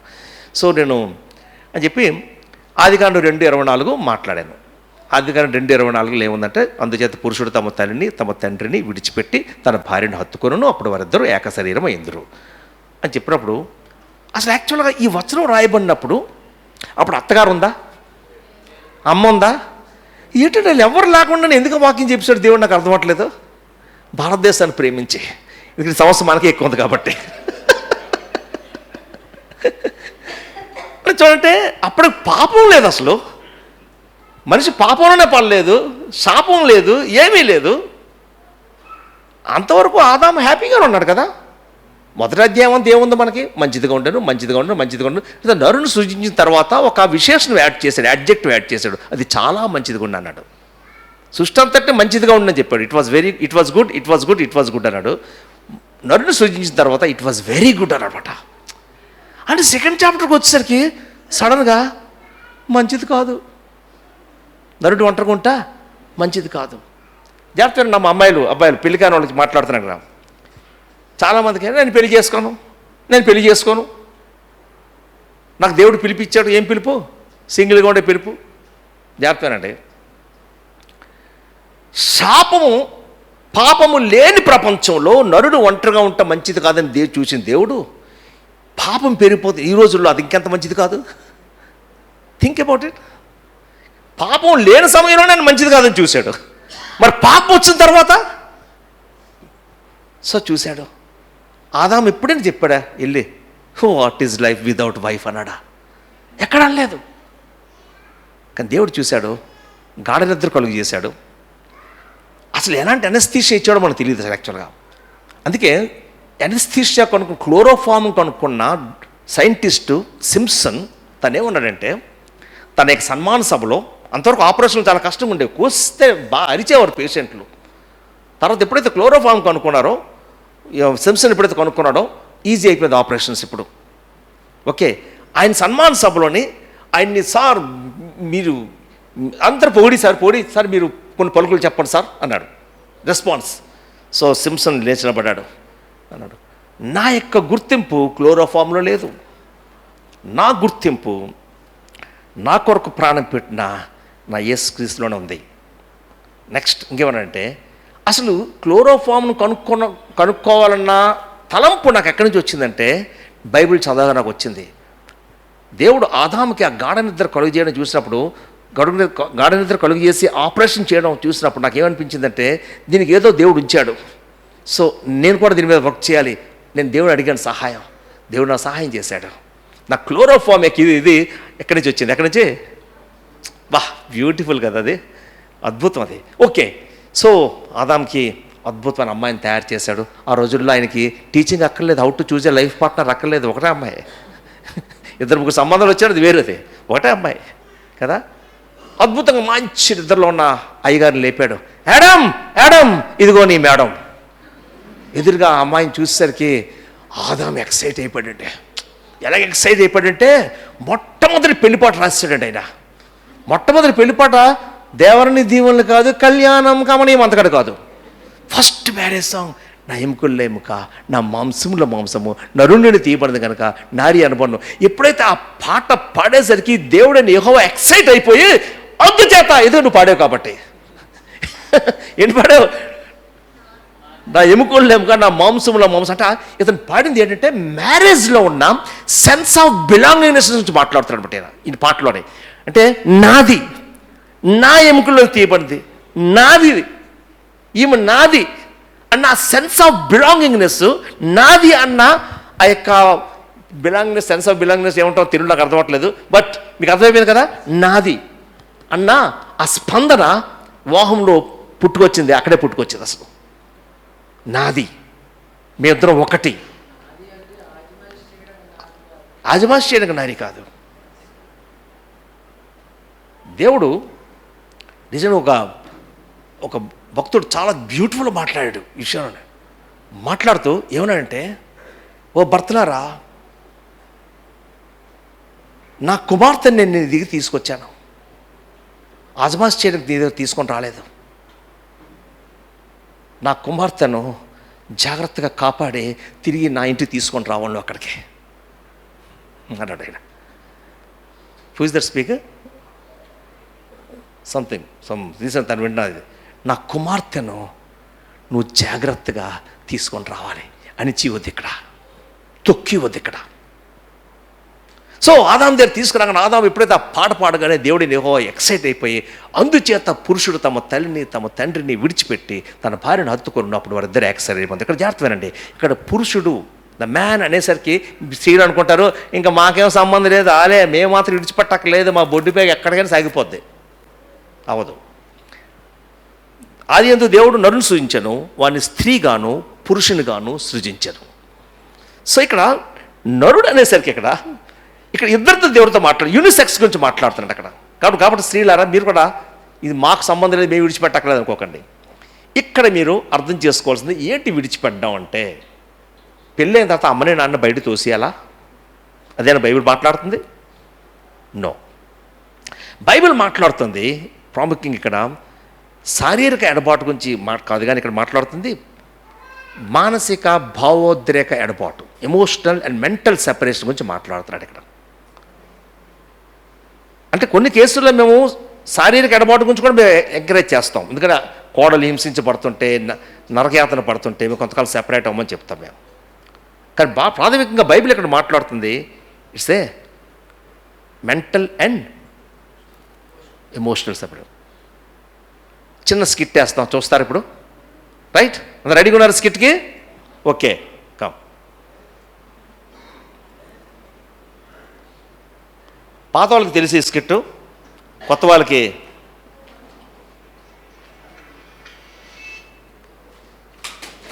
ఓ పర్లేదండి, ఎవరిదో గొడుగు మరి, పర్లేదండి, జాగ్రత్తగా పెట్టేస్తాం, మళ్ళీ జాగ్రత్తగా వరి అవ్వకండి. రైట్, ఇది నా తల్లిదండ్రుల యొక్క అధికారం అనే గొడుగు. పెళ్లి కాకముందు వాళ్ళ తల్లిదండ్రుల యొక్క అధికారం అనే గొడుగు పెళ్లి కాకముందు. ఇప్పుడు మా ఇద్దరికి పెళ్ళి అయింది, ఎక్కడ ఉండాలి చెప్పాలి మీరు. అవును, బుర్రలు పదును పెట్టండి. ఇప్పుడు ఒక గొడుగు, ఏ గొడుగు, రెండిట్లో ఎక్కడ ఉండాలి? తినేం చేయాలి? చెప్తారు ఆయన ఇలా అంటున్నారు. అంటే భర్త వాళ్ళ అమ్మా నాన్న గొడుగు కింద ఉన్నాడు కాబట్టి తను కూడా మా అమ్మా నాన్న గొడుగు కిందకి వచ్చేయాలి కదా, అంతే కదా? అబ్బా అంతేనా? అరే చెప్పండి రా, పర్లేదు. కొంతమంది చాలా తెలివిగా ఉన్నారు, ఈ పార్టీ ఆ పార్టీ ఏదో చెప్పండి, పర్లేదు. గింతి నమ్మదు ఇక్కడ. ఏ గొడుగు కింద ఉండాలి చెప్పండి?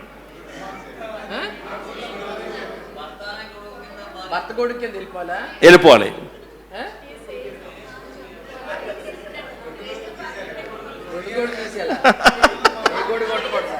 మరి ఏ గొడుగు లేక ఎలాగ మాకు?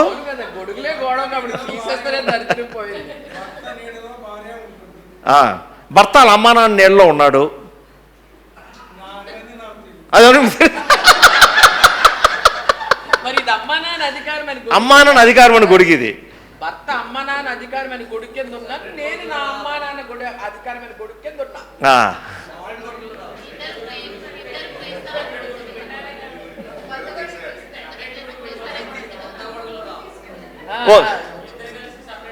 అబ్బా నీ పేపర్ లీక్ అయినా తెలుసు, ముందు వచ్చాను.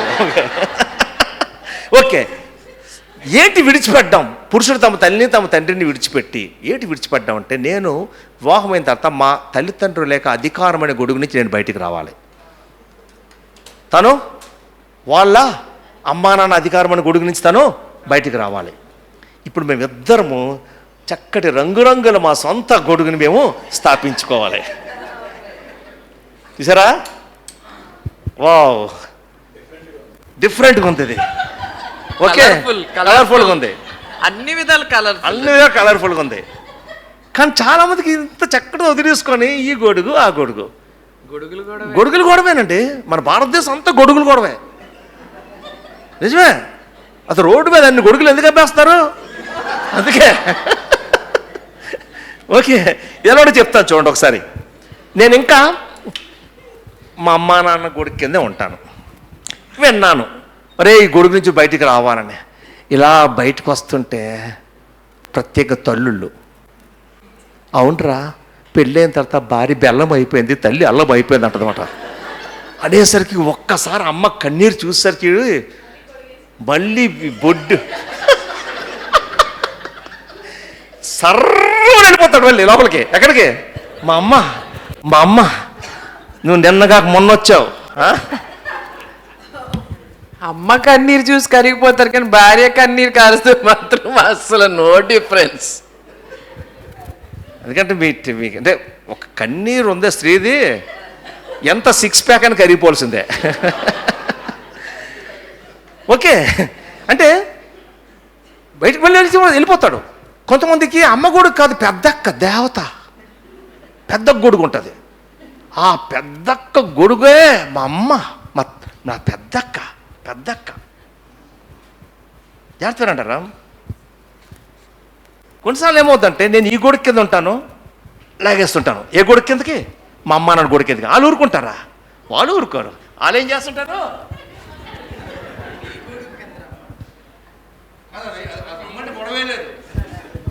మన ఆంధ్ర రాష్ట్రపు స్త్రీలకి అతి పెద్ద జబ్బు ఏంటంటే, ఎయిడ్స్ వ్యాధి కంటే పెద్ద జబ్బు ఇది. కన్నూరింట్లో ఒక్కరోజు కార్యక్రమం జరిగితే వారం రోజుల ముందు, వారం రోజుల తర్వాత, అదే మీకు ఒక్కరోజు కార్యక్రమం, వారం రోజులు ముందు వెళ్ళిపోతారు, వారం రోజుల తర్వాత. ఈ జబ్బు లేదా? జాగ్రత్తగా అన్నీ కూడా మనం చాలా నవ్వుకొని చాలా బాగుండే, కానీ ఎన్ని గందరగోళాలు చేసేస్తున్నాయి మనకి. ఈ గొడుగు కిందే మీ పిల్లల యొక్క క్రమశిక్షణ జరగాలి. అమ్మమ్మ గొడుగు కింద కాదు, నానమ్మ గొడుగు కింద కాదు.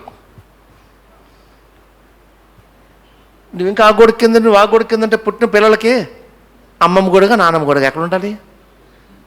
అమ్మమ్మ డబ్బులు ఇస్తే అమ్మమ్మ గొడుగు, నానమ్మ డబ్బులు ఇస్తే నానమ్మ గొడుగు. ఇది ప్రాక్టికల్ ప్రాబ్లమ్స్ మనం మాట్లాడుకుంటున్నాం ఇక్కడ. మనం ఈ గొడుగు కిందే ఈ 4 హద్దులు గీయించుకోవాలి. మీరే పట్టుకోవాలి. మీకే ఇచ్చారు దేవుడు, నాకు ఇవ్వలే. నేను నీడ కింద నిలబడాలి. రైట్. ఈ గొడుగు కింద 4 హద్దులు ఖచ్చితంగా గీసుకోవాలండి. మనం గీసుకోపోతే ఏంటవుతుందంటే, ఎవడు దీని కింద ఉండాలి, ఎవరు బయట ఉండాలో మనకు తెలియదు. అర్థమైన చాలా కుటుంబాల్లో ఏంటవుతుందంటే, ఈ బౌండరీస్ కరెక్ట్ లేకపోవడం బట్టి ఎవడు ఎక్కడ ఉంటాడో తెలియదండి. అందరూ దూరుతారు, అందరూ పెత్తనాలు. ఇప్పుడు కొన్ని కుటుంబాలు ఎలాగుంటాయంటే, ఇంకోటి మర్చిపోయి చెప్పడం, మన అంతిమ నిర్ణయాలు ఈ గొడుగు కిందకే జరగాలి. ఇక్కడి నుంచి సలహాలు తీసుకుంటాం, ఎందుకంటే వాళ్ళకి అనుభవం ఉంది, వయసు ఉన్నది కాబట్టి చెప్తారు. బట్ ఫైనల్ డిసిషన్ ఈ గొడుగు కింద జరగాలి. చాలా గృహాల్లో ఏంటవుతాయంటే, అక్కడో డిసిషన్ అవ్వి, ఇక్కడ కేవలం ఇన్ఫర్మేషన్. ఒకసారి ఇలాగే ఒక ఫ్యామిలీ సెమినార్ చేస్తుంటే, ఊరి పేరు ఏం చెప్పను, మధ్యలో మేము ఇదే టీచ్ చేసిన తర్వాత మధ్యాహ్నం లంచ్లోనే ఆ భర్త వచ్చి ఇంతో చెప్పారు, అన్న మీకు ఒక విషయం చెప్పాలనుకుంటున్నాను. ఏంటి తిప్పుతంబి అని అంటే, నా భార్య గర్భం వస్తే నాకు చెప్పకుండా తల్లిదండ్రులతో కన్సల్ట్ చేసుకొని అబార్షన్ చేసిన తర్వాత నాకు తెలిసింది అన్నానన్న. గర్భస్రావం చేయడం చూసారండి. సో అక్కడి నుంచి సలహాలు వస్తాయి, కానీ ఫైనల్ డిసిషన్ ఎక్కడ జరగాలి? మన ఇద్దరి మధ్యలో. సో ఈ 4 హద్దులు మనం గీసుకోవాలి. ఈ 4 హద్దులు ఏంటంటే, రాసుకున్న వాళ్ళు రాసుకోండి. ఫస్ట్ బౌండరీ ఏంటంటే, భావోద్రేకపరమైన హద్దు, ఇమోషనల్ బౌండరీ. భావోద్రేకపరమైన హద్దులు అంటే, వివాహం అయిపోయిన తర్వాత నీ భావోద్రేకపరమైన అవసరతలు దేవుని తర్వాత ఎవరి దగ్గర తీర్చుకోవాలంటే, ఫస్ట్ కమ్స్ యువర్ స్పౌస్, నీ జీవిత భాగస్వామి దగ్గర. అది సంతోషమన్న కావచ్చు, బాధ అన్న కావచ్చు, దుఃఖమన్న కావచ్చు, ఏ భావోద్రేకపరమైన అవసరతన కూడా నాకు తనకు. చాలామంది చూస్తాను, ముఖ్యంగా స్త్రీలు. పురుషులకి this emotional boundary is not that much, అంతగా సమస్య కాదు. కానీ స్త్రీలు మనము రిలేషనల్ సంబంధాలకు ఎక్కువ ప్రాముఖ్యత ఇస్తాం కాబట్టి వీఆర్ మోర్ ఎమోషనల్, భావోద్రేకాలు. కాబట్టి పెళ్ళి అయిపోయిన తర్వాత కూడా ఇంకేమొచ్చినా కూడా ఫోన్ తీసుకొని అమ్మతో మాట్లాడతాం. దుఃఖమైనా, బాధైనా, కష్టమైనా, భయమైనా, ఏదైనా కూడా ఆ భావోద్రేకపరమైన అవసరం ఎవరి దగ్గర తీసుకోవాలనుకుంటామంటే, ఇంకా తల్లి దగ్గర తీసుకోవాలనుకుంటాం, భర్త. సో భావోద్రేకపరమైన హద్దులు కరెక్ట్గా మనము ఉంచుకోవాలి. నెక్స్ట్ ఇక్కడ మనం చేయవలసింది ఏంటంటే, మన ఎంబులికల్ కార్డు ఉందే, ఏది బొడ్డుపేగు, అది కట్ అవ్వదు. ఇప్పుడు బిడ్డ పుట్టిన తర్వాత బొడ్డుపేగు కట్ చేస్తారా? వద్దొద్దు, ఇక్కడి నుంచి ఆహారం వెళ్ళాలంటే ఏమవుతుంది? నువ్వు చేస్తావు, బిడ్డ చేస్తాడు. ద సేమ్ వే పెళ్ళైన తర్వాత మీ యొక్క భావోద్రేక బొడ్డుపేగు కట్ అవ్వాల్సిందే. ఇక్కడే కట్ అవ్వట్లేదు. నువ్వు ఉన్నది దువ్వాడలేనే, మీ అమ్మ నాన్న ఉన్నది హైదరాబాద్, కానీ బొడ్డుపేగు ఇక్కడి నుంచి అక్కడ సాగిపోతుంది. ఎక్కడికి? హైదరాబాద్ వరకు వెళ్ళిపోతుంది బొడ్డుపేగు. అక్కడి నుంచి సాగుతారు, అమెరికా కూడా వెళ్ళిపోయారండి తెలుసు. ఎక్కడి నుంచి? పసిఫిక్ మహాసముద్రం దాటి మరి అంతా సాగిపోతాయి బొడ్డుపేగులు. ఓకే. సో అంటే ఏం చెప్తున్నానంటే, ఎమోషనల్గా భావోద్రేక పరంగా నీ బొడ్డుపేగు కట్ చేసుకోవాల్సింది. అది కష్టమే, అది ఖచ్చితంగా బాధ ఉంటుంది. కట్ చేస్తున్నప్పుడు కొంచెం నొప్పి ఇస్తుంది మనకి. కానీ అది నీకు మంచిది, నీ బిడ్డలకు మంచిది. రెండో హద్దు ఏంటంటే కంట్రోల్ బౌండరీస్, నియంత్రించే హద్దులు. ఇప్పుడు చాలామంది కుటుంబాలు ఎలాగుంటుందంటే మన ఇంటి రిమోట్ కంట్రోల్ మనతో రాదు, అక్కడో ఇక్కడో వదిలేసి వచ్చేస్తాం. అర్థమైందండి? అక్కడో ఇక్కడో వదిలేస్తాం, అక్కడి నుంచి ఛానల్ మారుతుందండి. అక్కడ నొక్కబడుతుంది, ఇక్కడ ఛానల్ మారుతుంది. అర్థమైందా? చాలా కుటుంబాలు ఎలాగుంటుంది, భార్య భర్తలు కూర్చొని ఏదో డిస్కషన్ చేస్తున్నారు, ఏదో నిర్ణయం తీసుకొని ఒక్కసారి మా అమ్మకు ఫోన్ చేసేస్తాను, మా అమ్మకి అడిగేస్తాను, మా అమ్మ ఎస్ అనేస్తే ఇంకేం ప్రాబ్లం లేదు. అక్కడ ఫోన్ చేస్తాడు, అమ్మ ఏటి వద్దొద్దు ఇప్పుడు ఏమొద్దు, మా అమ్మ వద్దు అంటుంది. సో నీ ఇంటి రిమోట్ కంట్రోల్, నీ కుటుంబం ఒక రిమోట్ కంట్రోల్, నువ్వు ఎక్కడికి వెళ్ళినా నీతో పాటు తీసుకొని వెళ్ళిపోయి. మూడో హద్దు ఏంటంటే ఫైనాన్షియల్ బౌండరీస్, ఆర్థిక పరమైన హద్దులు. ఎంత సంపాదిస్తున్నావు అంతలోనే నీ కుటుంబాన్ని నువ్వు నడుచుకో. అంతేగాని మా మామగారి దగ్గర చాలా ఉన్నది, మా నాన్న దగ్గర చాలా ఉందని చెప్పేసి ప్రతిసారి నువ్వు వాళ్ళ మీద వాలేస్తుంటే, ప్రతిసారి సహాయం చేసి ఆర్థికంగా సహాయం చేసిన తల్లిదండ్రులు అన్నోయింగ్లీ కంట్రోల్ కూడా ఉంచుతారు వాళ్ళ దగ్గర. అప్పుడు మనం ఏంటంటే అమ్మా నాకు పెళ్ళి అయిపోయిందంటే అప్పుడు ఏంటంటారు, ఓరే మా డబ్బు మీకు అవసరం కానీ మా సలహాలు మాత్రం నీకు అక్కర్లేదు. సో వద్దు, నీ దగ్గర ఎంత ఉందో అంతలోనే నీ కుటుంబాన్ని నువ్వు పోషించుకో. సమ్టైమ్స్ అకేషనల్లీ పెద్ద అవసరతలు వచ్చినట్టు ఒకరికొకరు సహాయం చేసుకోవడం తప్పు ఏమి లేదు, కానీ కంటిన్యూస్ అఫేర్గా దాన్ని మాత్రము ఉంచుకోదాన్ని. లాస్ట్ బౌండరీ ఏంటంటే టైం బౌండరీ, సమయ హద్దు. సమయ హద్దు కొన్ని కుటుంబాల్లో సమయ బౌండరీలు అస్సలు ఉండవండి. ఎవడెప్పుడు వస్తాడు, ఎప్పుడు వెళ్తాడు. ఇప్పుడు కొన్నిసార్లు మనిషి రూపంలో రాదు కానీ ఏంటి, సెల్ ఫోన్. ఇలా కూర్చున్నామండి మాట్లాడడానికి, అటమ్మ ఉండదులే, ఇటమ్మే ఎక్కువ ఉంటుంది. ఇటమ్మే పాపా అని అంటది. ఏంటమ్మా అని అంటే ఏం కూర వండావు, ఆ బుడ్డోడు తిన్నాడా, ఇక్కడ ఏదో సీరియస్ డిస్కషన్ అవుతుంది. ఇప్పుడు అలాంటి మాటలు తల్లిదండ్రులకు వచ్చేసరికి గసిరి మరి నేను చెప్పట్లేదు, ఎందుకంటే తల్లిదండ్రులు కూడా వాళ్ళు కూడా ఎమోషనల్ అమ్మ దీని గురించి చేసావంటే అవును పాప ఊరకనే మాట్లాడడానికి చేశానంటే అమ్మ నువ్వేమనుకోకపోతే ఒక హాఫ్ అన్ అవర్ తర్వాత చేస్తావా, లేకపోతే నేను చేస్తానమ్మా నీకు హాఫ్ అన్ అవర్ తర్వాత అట్లా అని దాన్ని అక్కడ మనము చేయాలి. అంతే, అమ్మ ఫోన్ వచ్చింది, కూతురు లెగిసింది, అంతే, ఇంక నో అడ్రస్. పోనీ అక్కడ ఏమన్నా క్వాలిటీ కమ్యూనికేషన్ అవుతుందా, లేదు, ఫుల్ డే హిస్టరీ రిపోర్టింగ్. కాబట్టి మీ సమయ హద్దులు దయచేసి మీరు గీచుకోపోతే మాత్రము అందరూ దూరుతారు, అందరూ పెత్తనాలు చేస్తారు, అందరూ దూరుతారు, అందరూ పెత్తనాలు చేస్తారు. ఇప్పుడు ఒకదాన్ని మీకు అడుగుతాను, ఇది మా గొడుగు అండి, ఈ గొడుగు కింద ఎంతమంది ఉన్నారు, ఎందుకు ఫ్యామిలీయా, ఇద్దరికే సరిపోతుందా, కరెక్టే, అది పాయింటే, ఇద్దరే సరిపోతారు. మరి మాకు ఇద్దరు పిల్లలు ఉన్నారు, గొడుగు పెద్ద పెట్టుకోవాలా, మొత్తానికి ఎలా ఒకలాగా అడ్జస్ట్ చేసుకోమన్నారు. ఆ తప్పు దయచేసి చెయ్యొద్దండి, గొడుగు సైజు పెంచొద్దని, కానీ బయట తోసిన వాళ్ళు తోసియాడు, తోసేసిన వాళ్ళు మళ్ళీ లాభం తెచ్చుకోవద్దని. అర్థమైందండి? ఇప్పుడు వేరే గొడుగులు ఉన్నాయని చెప్పి మేము ఒకరు విజిట్ చేసుకోమా, మా పిల్లల దగ్గర మేము వెళ్ళేటప్పుడు మా గొడుగు మేము మోసుకొని వెళ్ళిపోతామండి, వదిలిపెట్టి వెళ్ళాం. హైదరాబాద్లోనే మా బాబు ముంబైలో ఉంటాడు, పాప యూఎస్లో ఉంటుంది, గొడుగు మోసుకెళ్ళిపోతాం అక్కడికి. వెళ్ళిపోయి వాళ్ళ గొడుగులో మేము గెస్ట్లు, అర్థమైందండి? వాళ్ళు మా దగ్గరకు వస్తారు, వాళ్ళ గొడుగు మోసుకొస్తారు, మా ఇంటికి వచ్చినా మా గొడుగు కింద ఇప్పుడు వాళ్ళు గెస్ట్లు. అంతే, అర్థమవుతుందండి నేను చెప్పేది? అది ఎంతవరకు మనం చేసుకోమో అన్నెసెసరీ ప్రాబ్లమ్స్. ఎందుకు ఒకసారి బయట పంపించడం మళ్ళీ ఎందుకండి లాభం తెచ్చుకోవడం? బతకనివ్వండి, నేర్చుకోనివ్వండి, స్ట్రగుల్స్ ఏంటి నేర్చుకోనివ్వండి, ఎలా సవాళ్ళు ఎదుర్కోవాలి నేర్చుకోనివ్వండి.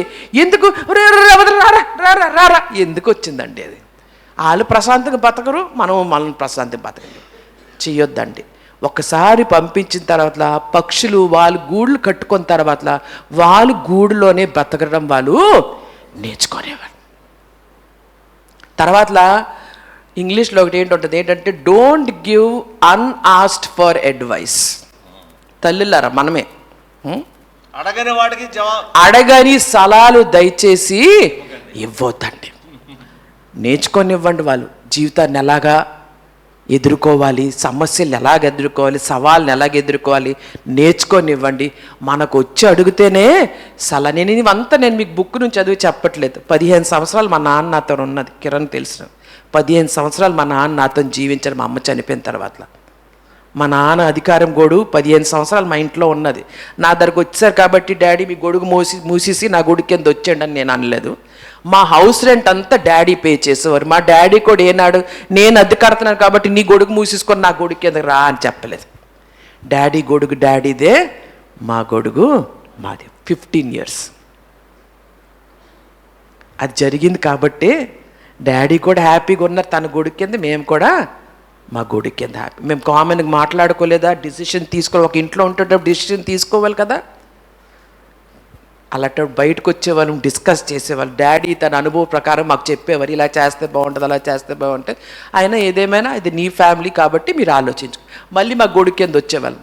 మరి డాడీ ఇలాగ అంటున్నారు అని అంటే అప్పుడు ఆలోచించే మన వరకు ఎంతగా అది ప్రాక్టికల్ అనిపిస్తుంది, అది కొద్ది కష్టం అనిపిస్తుంది అంటే మళ్ళీ మా గొడుగు నుంచి బయటకు వచ్చి ఈయనే చెప్పేవారు, ఇలా మీరు చెప్పారు కరెక్టే కానీ మా పరిస్థితి ప్రకారం చూస్తే నాకు కొద్దిగా అంత కన్వీనియంట్గా లేదు కాబట్టి మేము ఇలా చేయాలనుకుంటే I praise God for my daddy's maturity. లేకపోతే నేను మధ్యలో శాండ్విచ్, అంతే కదండి, నేను మధ్యలో శాండ్విచ్. డాడీ అనేవారు నీ ఫ్యామిలీ మీకు తెలుసును ఏది మంచి ఏది చెడ్డ, go ahead. And he's to cooperate with that decision. మేము తీసుకునే నిర్ణయంతో డాడీ మాతో నిలబడేవారు. అర్థమైందండి?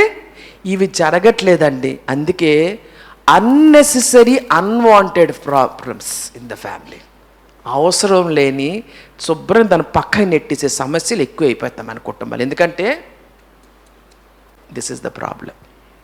అయిపోయిందా? చేయలాగేస్తుంది పట్టుకుంటే భర్తలాగా తప్పదు, మనకి ఇచ్చాడు, చేయలాగినా పట్టుకోవాల్సింది జీవితాంతం దాన్ని. ఓకే, అప్పుడు చేయలాగుతుంటుంది. హెడ్షిప్ అనేది ఎలా ఉంటుంది, అంత ఈజీ కాదు. శిరస్సుగా ఉండనేది కాఫీ కాదు, ఇక్కడ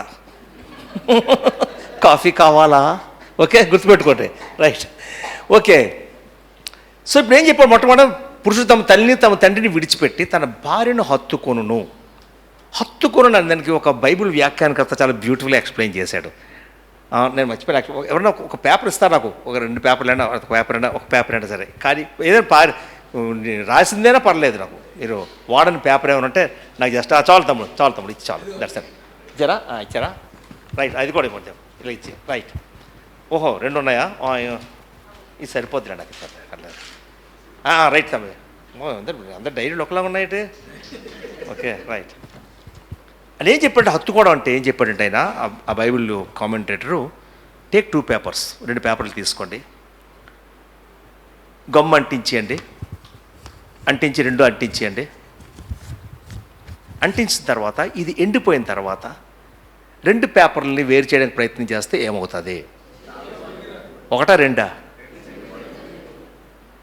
అదేవిధంగా ఒక్కసారి మీ గొడుగులు మారి మీరు ఒక గొడుగు కిందకు వస్తే అప్పుడు హత్తుకోవడం స్టార్ట్ అవుతుంది. అందరూ హత్తుకోవడానికి కాదు అది. ఎప్పుడైతే ఇద్దరు హత్తుకున్నారో మధ్యలోకి మీ అమ్మ దూరినా మీ పెద్దక్క దేవత దూరినా, ఓకే, నాన్న దూరుతారు కానీ నాన్న పెద్దగా ఉంటుంది అక్కడ ఒకటే అర ఎక్కువ ఇదే మనకి. ఓకే, లేకపోతే నాన్నగానే ఉండుంటే మాత్రం మనకి మూవీస్ అన్నీ కూడా వాళ్ళే కనబడి ఉండేవారు. ఎందుకు మరి అత్తలతోనే మనకి కాలం గడిపేస్తుంటారు సీరియల్ అన్నీ కూడా. Okay, right. ఎవరు దూరిన వాళ్ళు బాగానే ఉంటారు, చిరిగిపోయేదే మీరే చిరిగిపోతారు. ఓకే అన్నా, మరి అత్తుకున్న తర్వాత ఎక్కడ గ్యాప్లు ఉండవా? ఉంటాయి. ఆ గ్యాప్లు అంటే ఎక్కడెక్కడైతే మీ ఇద్దరు అంగీకరించుకోవట్లేదో, ఎక్కడైతే మీ ఇద్దరికి ఏక మనసు లేదో కొన్ని గ్యాప్స్ ఉంటాయి. ఈ గ్యాప్స్ ఎక్కడ కనబడాలి? మీ ఇద్దరు మీ బెడ్రూమ్లో ఉన్నప్పుడు మాత్రమే కనబడాలి. ఒక్కసారి మీ బెడ్రూమ్ నుంచి బయట రాగానే ఎవరికి కనబడకూడదు. కానీ మనం చేసేది ఏంటి తెలుసా? ప్రార్థన చేయండి అక్క. ప్రార్థన ముసుగులో ఈ గ్యాప్స్ని అలా చూపిస్తుంటాం. ఈ ప్రార్థనాత్మ అక్కకి వెళ్తుంది, అక్కకి ఇంకా ప్రార్థనాత్మ పెరిగిపోయి ఇంకోటి చెప్తుంది, పాప వాళ్ళ గురించి ప్రార్థన చేయండి. ఇంక ఈ ప్రార్థన బలం అని ఎలా వెళ్ళిపోద్ది అంటే, ఇంక మరే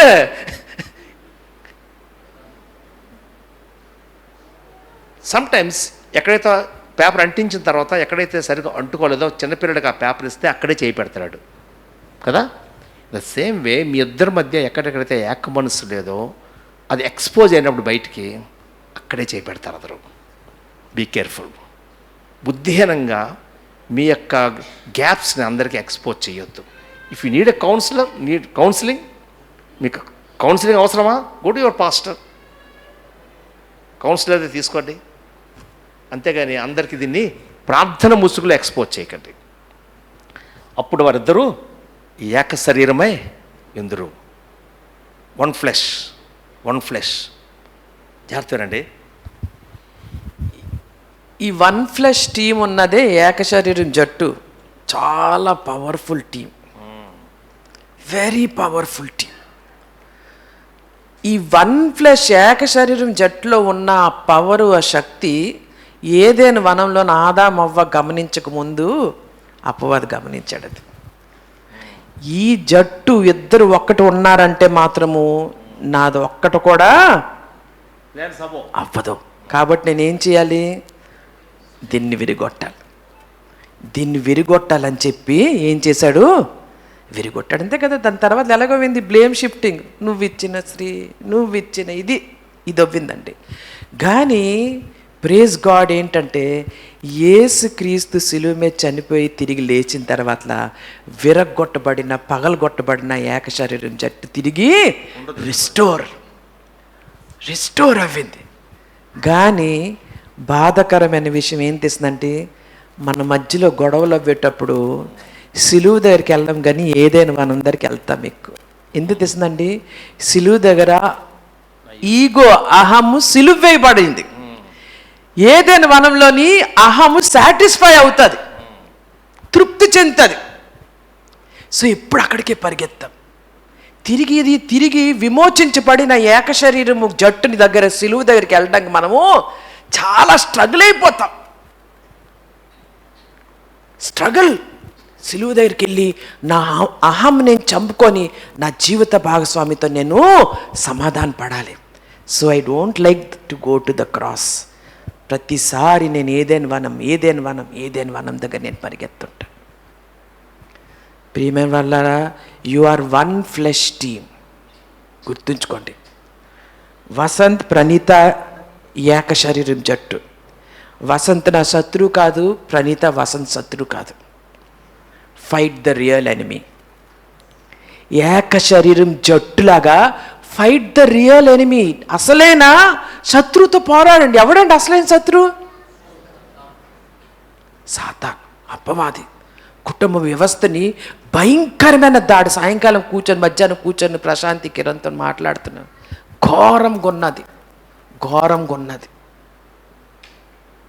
ఎక్కువ దాడి ఏ వ్యవస్థ మీద చివరి దినాల్లో జరుగుతుందంటే వివాహం అనే వ్యవస్థ. ఎందుకంటే ఆ వివాహం అనే వ్యవస్థని సృష్టి ప్రారంభించబడింది, సృష్టి అంతమవబోతుంది.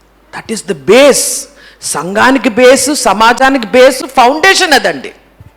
కాబట్టి అక్కడి నుంచి కొట్టుకొని వస్తున్నాడండి. ఈజ్ మాస్టర్ ప్లానర్ అండి. అక్కడి నుంచి కొట్టుకొని వస్తున్నారు. మనం ఏం చేస్తున్నాము, మూర్ఖుల్లాగా ప్రతిసారి వాడినే సంతోష పెడుతున్నామండి. మనం ప్రతిసారి. కాబట్టి గుర్తుంచుకోండి, వీఆర్ వన్ టీమ్. కలిసి అపవాదితో పోరాడతాం. వాడు మన కుటుంబం మీద చేస్తున్న దాడులు, మన పిల్లల మీద చేస్తున్న దాడులు కలిసి పోరాడతామండి. వాడు ఓడిపోవాలి. కలిసి పోరాడతాం, కలిసి మోకరించి మన యుద్ధాలు మనం పోరాడతాం. చాలా కుటుంబాల్లోని only one spouse is doing the fighting. ఆ స్పిరిచువల్ వార్ఫేర్ ఉన్నదే ఒకటే కుటుంబం. బాధాకరమైన విషయం, I don't know why it is mostly the wife is doing in most of the families. ఈ ఆత్మీయ పోరాటం అనేది చాలా కుటుంబాల్లో భార్యలు కలిసి చేయాలి, భర్తలు లీడర్షిప్ తీసుకోవాలి. కానీ చాలా కుటుంబాల్లో భార్యలు చేస్తున్నారు. సో ఏంటైపోతుంది, ఒక జీవిత భాగస్వామ్యం పోరాడుతుంది కాబట్టి క్యాజువాలిటీస్ ఎక్కువైపోతున్నాయి. కానీ ఇద్దరు కలిసి దిస్ ఇస్ సినర్జిజం. ఇద్దరు కలిసి చేసేటప్పుడు every battle can be won on the knees. ప్రతి పోరాటం మోకాల మీద ఇద్దరం కలిసి ఎదుర్కోగలుగుతాం, జయించగలుగుతాం. సో ఇప్పుడు గుర్తుంచుకోండి, గొడవలు మనస్పర్ధ వచ్చేటప్పుడు నా జీవిత భాగస్వామి నా శత్రువు కాదు, మేమిద్దరం ఒక జట్టు, కలిసి పోరాడతాం, సమస్యను ఎదుర్కొంటాం, కానీ ఒకరు మనము కొట్టుకోం. రైట్, ఆల్మోస్ట్ 5 minutes ఉంది కాబట్టి నేను ఇంకొక రీజన్ కానీ చెప్పానంటే మనకు టైం సరిపోదు. ఎందుకంటే చెప్పగా ఐ హ్యావ్ 24 రీజన్స్. నా పవర్ పాయింట్లు ఉన్నాయి, 24 కారణాలు ఉన్నాయి. అందువల్ల 2 రోజులు వదిలిస్తుంటే గొడవలకే బ్రహ్మాండంగా ఉండేది మనది. గొడవలు సామినార్ అయిపోయింది ఇది. కానీ మనకు టైం లేదు కాబట్టి, సో రేపు గుర్తుపెట్టుకోండి, రేపు మార్నింగ్ ఫస్ట్ సెషన్ మేము తీసుకోబోతుంది 9:30 కదా తమ్మి, రేపు మార్నింగ్ గుర్తుపెట్టుకుంటారా? 9:25 కన్నా మనం కూర్చుందాం అందరూ అక్కడికి వచ్చి. మీ భార్యకి చెప్పండి పక్కన 9:25 రెడీగా ఉండని చెప్పు. అక్కడ ఇంటి దగ్గర కాదు, ఇక్కడ. ఓకే, సో ఎవరైనా సరే బట్టలు గట్రా ఏం వేసుకోవాలి ఇప్పుడే రాత్రి తీసి ఉంచుకోండి. ఓకే, రాత్రి బట్టలు తీసుకొని ఉంచుకోండి. చక్కగా రేపు మార్నింగ్ ఏం బ్రేక్ఫాస్ట్, సింపుల్ బ్రేక్ఫాస్ట్ చేసి వచ్చి మేము చెప్తాను. బ్రెడ్ తెచ్చుకోండి, ఇప్పుడు వెళ్ళి బ్రెడ్ కొనుక్కి వెళ్ళిపోండి. సింపుల్, అది సింపుల్ బ్రెడ్ కొనుక్కోండి. కరెక్ట్గా వచ్చేసరికి రేపు ఈ powerful topic forgiveness in marriage, వివాహంలో క్షమాపణ. అద్భుతమైన టాపిక్ అది, కొత్తగా మేము తయారు చేసుకుంది. ఇది మేము తయారు చేసుకున్న టాపిక్ కాదు, ఒక భార్యాభర్తలు వాడి యొక్క అనుభవం నుంచి భర్త యొక్క పాపం భార్య ఎలా క్షమించి రేపు చెప్తాను. దీని యొక్క ఇది అద్భుతమైన లెసన్ అది మనం రేపు చూడబోతున్నాం. Forgiveness in marriage. మేము మ్యారీడ్ ఫర్ లైఫ్ అని ఒక 14 వారాల Bible study, couples Bible study run చేస్తుంటాం. అందులో ఒక పాఠం ఇది. ఓకే, సో రేపు ఆ పాఠం మనం చూడబోతున్నాం, ఫర్గివ్నెస్ ఇన్ మ్యారేజ్. కాబట్టి మీరు షార్ప్గా టైంకి వచ్చేస్తే, ఎందుకంటే దాని తర్వాత మేము పేరెంటింగ్లోకి వెళ్ళిపోతాం. పేరెంటింగ్ అనేది బిగ్ సబ్జెక్ట్ అది, కాబట్టి పేరెంటింగ్లోకి వెళ్ళిపోతాం. కాబట్టి మీరు టైం పాటించాలి. ఓకే, సో గుర్తుపెట్టుకోండి, దానిలో దీన్ని కంక్లూడ్ చేయాలనుకుంటున్నాను ఈ విధంగా. ఏది రెండో కారణం అని చెప్పాం కదా, విడిచిపెట్టడానికి. అదే బైబిల్ ఏం మాట్లాడుతుందంటే, ప్రసంగి గ్రంథంలోనే ఏం మాట్లాడుతుందంటే, వృద్ధాప్యమందు తమ తల్లిని తమ తండ్రిని విడిచిపెట్టు వాని దీపము కారు చీకట్లో ఆరిపోవడం. Be careful. పేరెంట్స్ నెగ్లెక్ట్ చేస్తే వృద్ధాప్యంలో కారు చీకట్లో నీ దీపం ఆరిపోతే అంతా గలిబిలిగా ఎలా ఉంటుందో అది అయిపోతుంది అంటాడు కదా. నీ భూమి మీద దీర్ఘాయుష్మంతులు ఉన్నట్లు నీ తల్లిని నీ తండ్రిని సన్మానింపు. These are all beautiful verses. Balance చేస్తుంది బైబిల్. మెంటల్గా, ఎమోషనల్గా విడిచిపెట్టు, బట్ క్యాటర్ దేర్ నీడ్స్. వాళ్ళ అవసరతలు చూడండి. అది సో కళ్ళు మూసుకుందాం, చిన్న ప్రార్థన చేసుకుందాం. మనం బ్యాగేజ్ గురించి మాట్లాడుకున్నాం. ఏ బ్యాగేజ్లు మీ కుటుంబాన్ని ఇంకా గాయం చేస్తున్నాయి?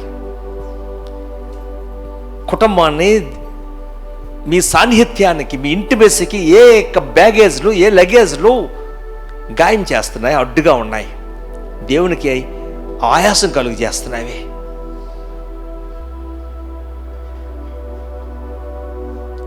మంచి బ్యాగేజీల గురించి మాట్లాడుకుంటాం. ఆ మంచి బ్యాగేజీలు మనం మోసుకెళ్దామా? మన పిల్లలకి అందిద్దామా? పిల్లల పిల్లల పిల్లల తరాలు ఆ మంచి బ్యాగేజీలు చూడాలని ఆశపడదాం మనం.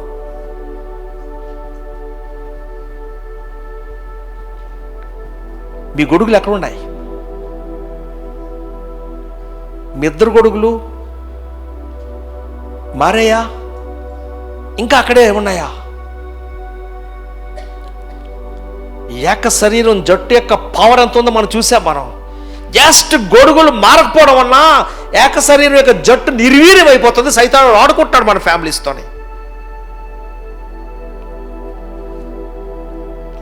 ప్రభువా మాకు సహాయం చేయండి, మాకు సహాయం చేయండి. రిక్వెస్ట్ కిరణ్ మన ప్రార్థనలు నడిపిస్తారు.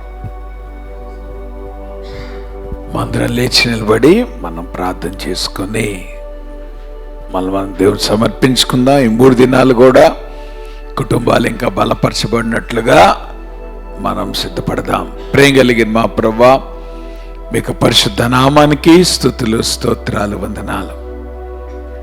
ప్రభా నీ యొక్క చిత్తంలో ఈ రీతిగా మీరు ఏర్పాటు చేసిన కాన్ఫరెన్స్ని బట్టి ప్రభా మీకు వందనాలు. ఎన్నో ఆటంకాలు వచ్చినప్పటికీ కూడా ప్రభా ప్రతి ఆటంకాన్ని ప్రభా మీరు తీసివేసి ఈ రీతిగా ప్రభా మేము కూడుంటాను మీరు మాకు ఇచ్చిన సమయాన్ని బట్టి దేవా మీకు వందనాలు. ఈ 3 దినాల్లో కూడా ప్రభా నీ బలమైన కార్యం మీరు జరిగించండి. ప్రతి విధమైన ఆటంకము ప్రభా అంధకార దురాత్మశక్తుల్ని యేసు నామములో బంధిస్తూ ఉంటున్నాం. వాతావరణాన్ని ప్రభా మీ ఆదిలో ఉంచండి. ఎటువంటి ఆటంకం అవరోధం లేకుండా ప్రభా మీరు కృప చూపించండి. 3 దినాల సహవాసంలో కూడా ప్రభా అనేకమైన విషయాలు ప్రభా మేము నేర్చుకుంటూ మా కుటుంబాలు బలపడుతూ ప్రభా ఇంకా రానున్న దినాల్లో ప్రభా మరి చక్కటి కుటుంబాలుగా కట్టబట్టకు దేవా మీరు కృప చూపించమని ప్రతి కుటుంబాన్ని మీ నమ్మకమైన హస్తాలకు అప్పగించుకుంటూ తిరిగి రేపటి దినం కొరకు మేము సిద్ధపరచండి. యేసు నామములో ప్రార్థిస్తూ నాం తండ్రి.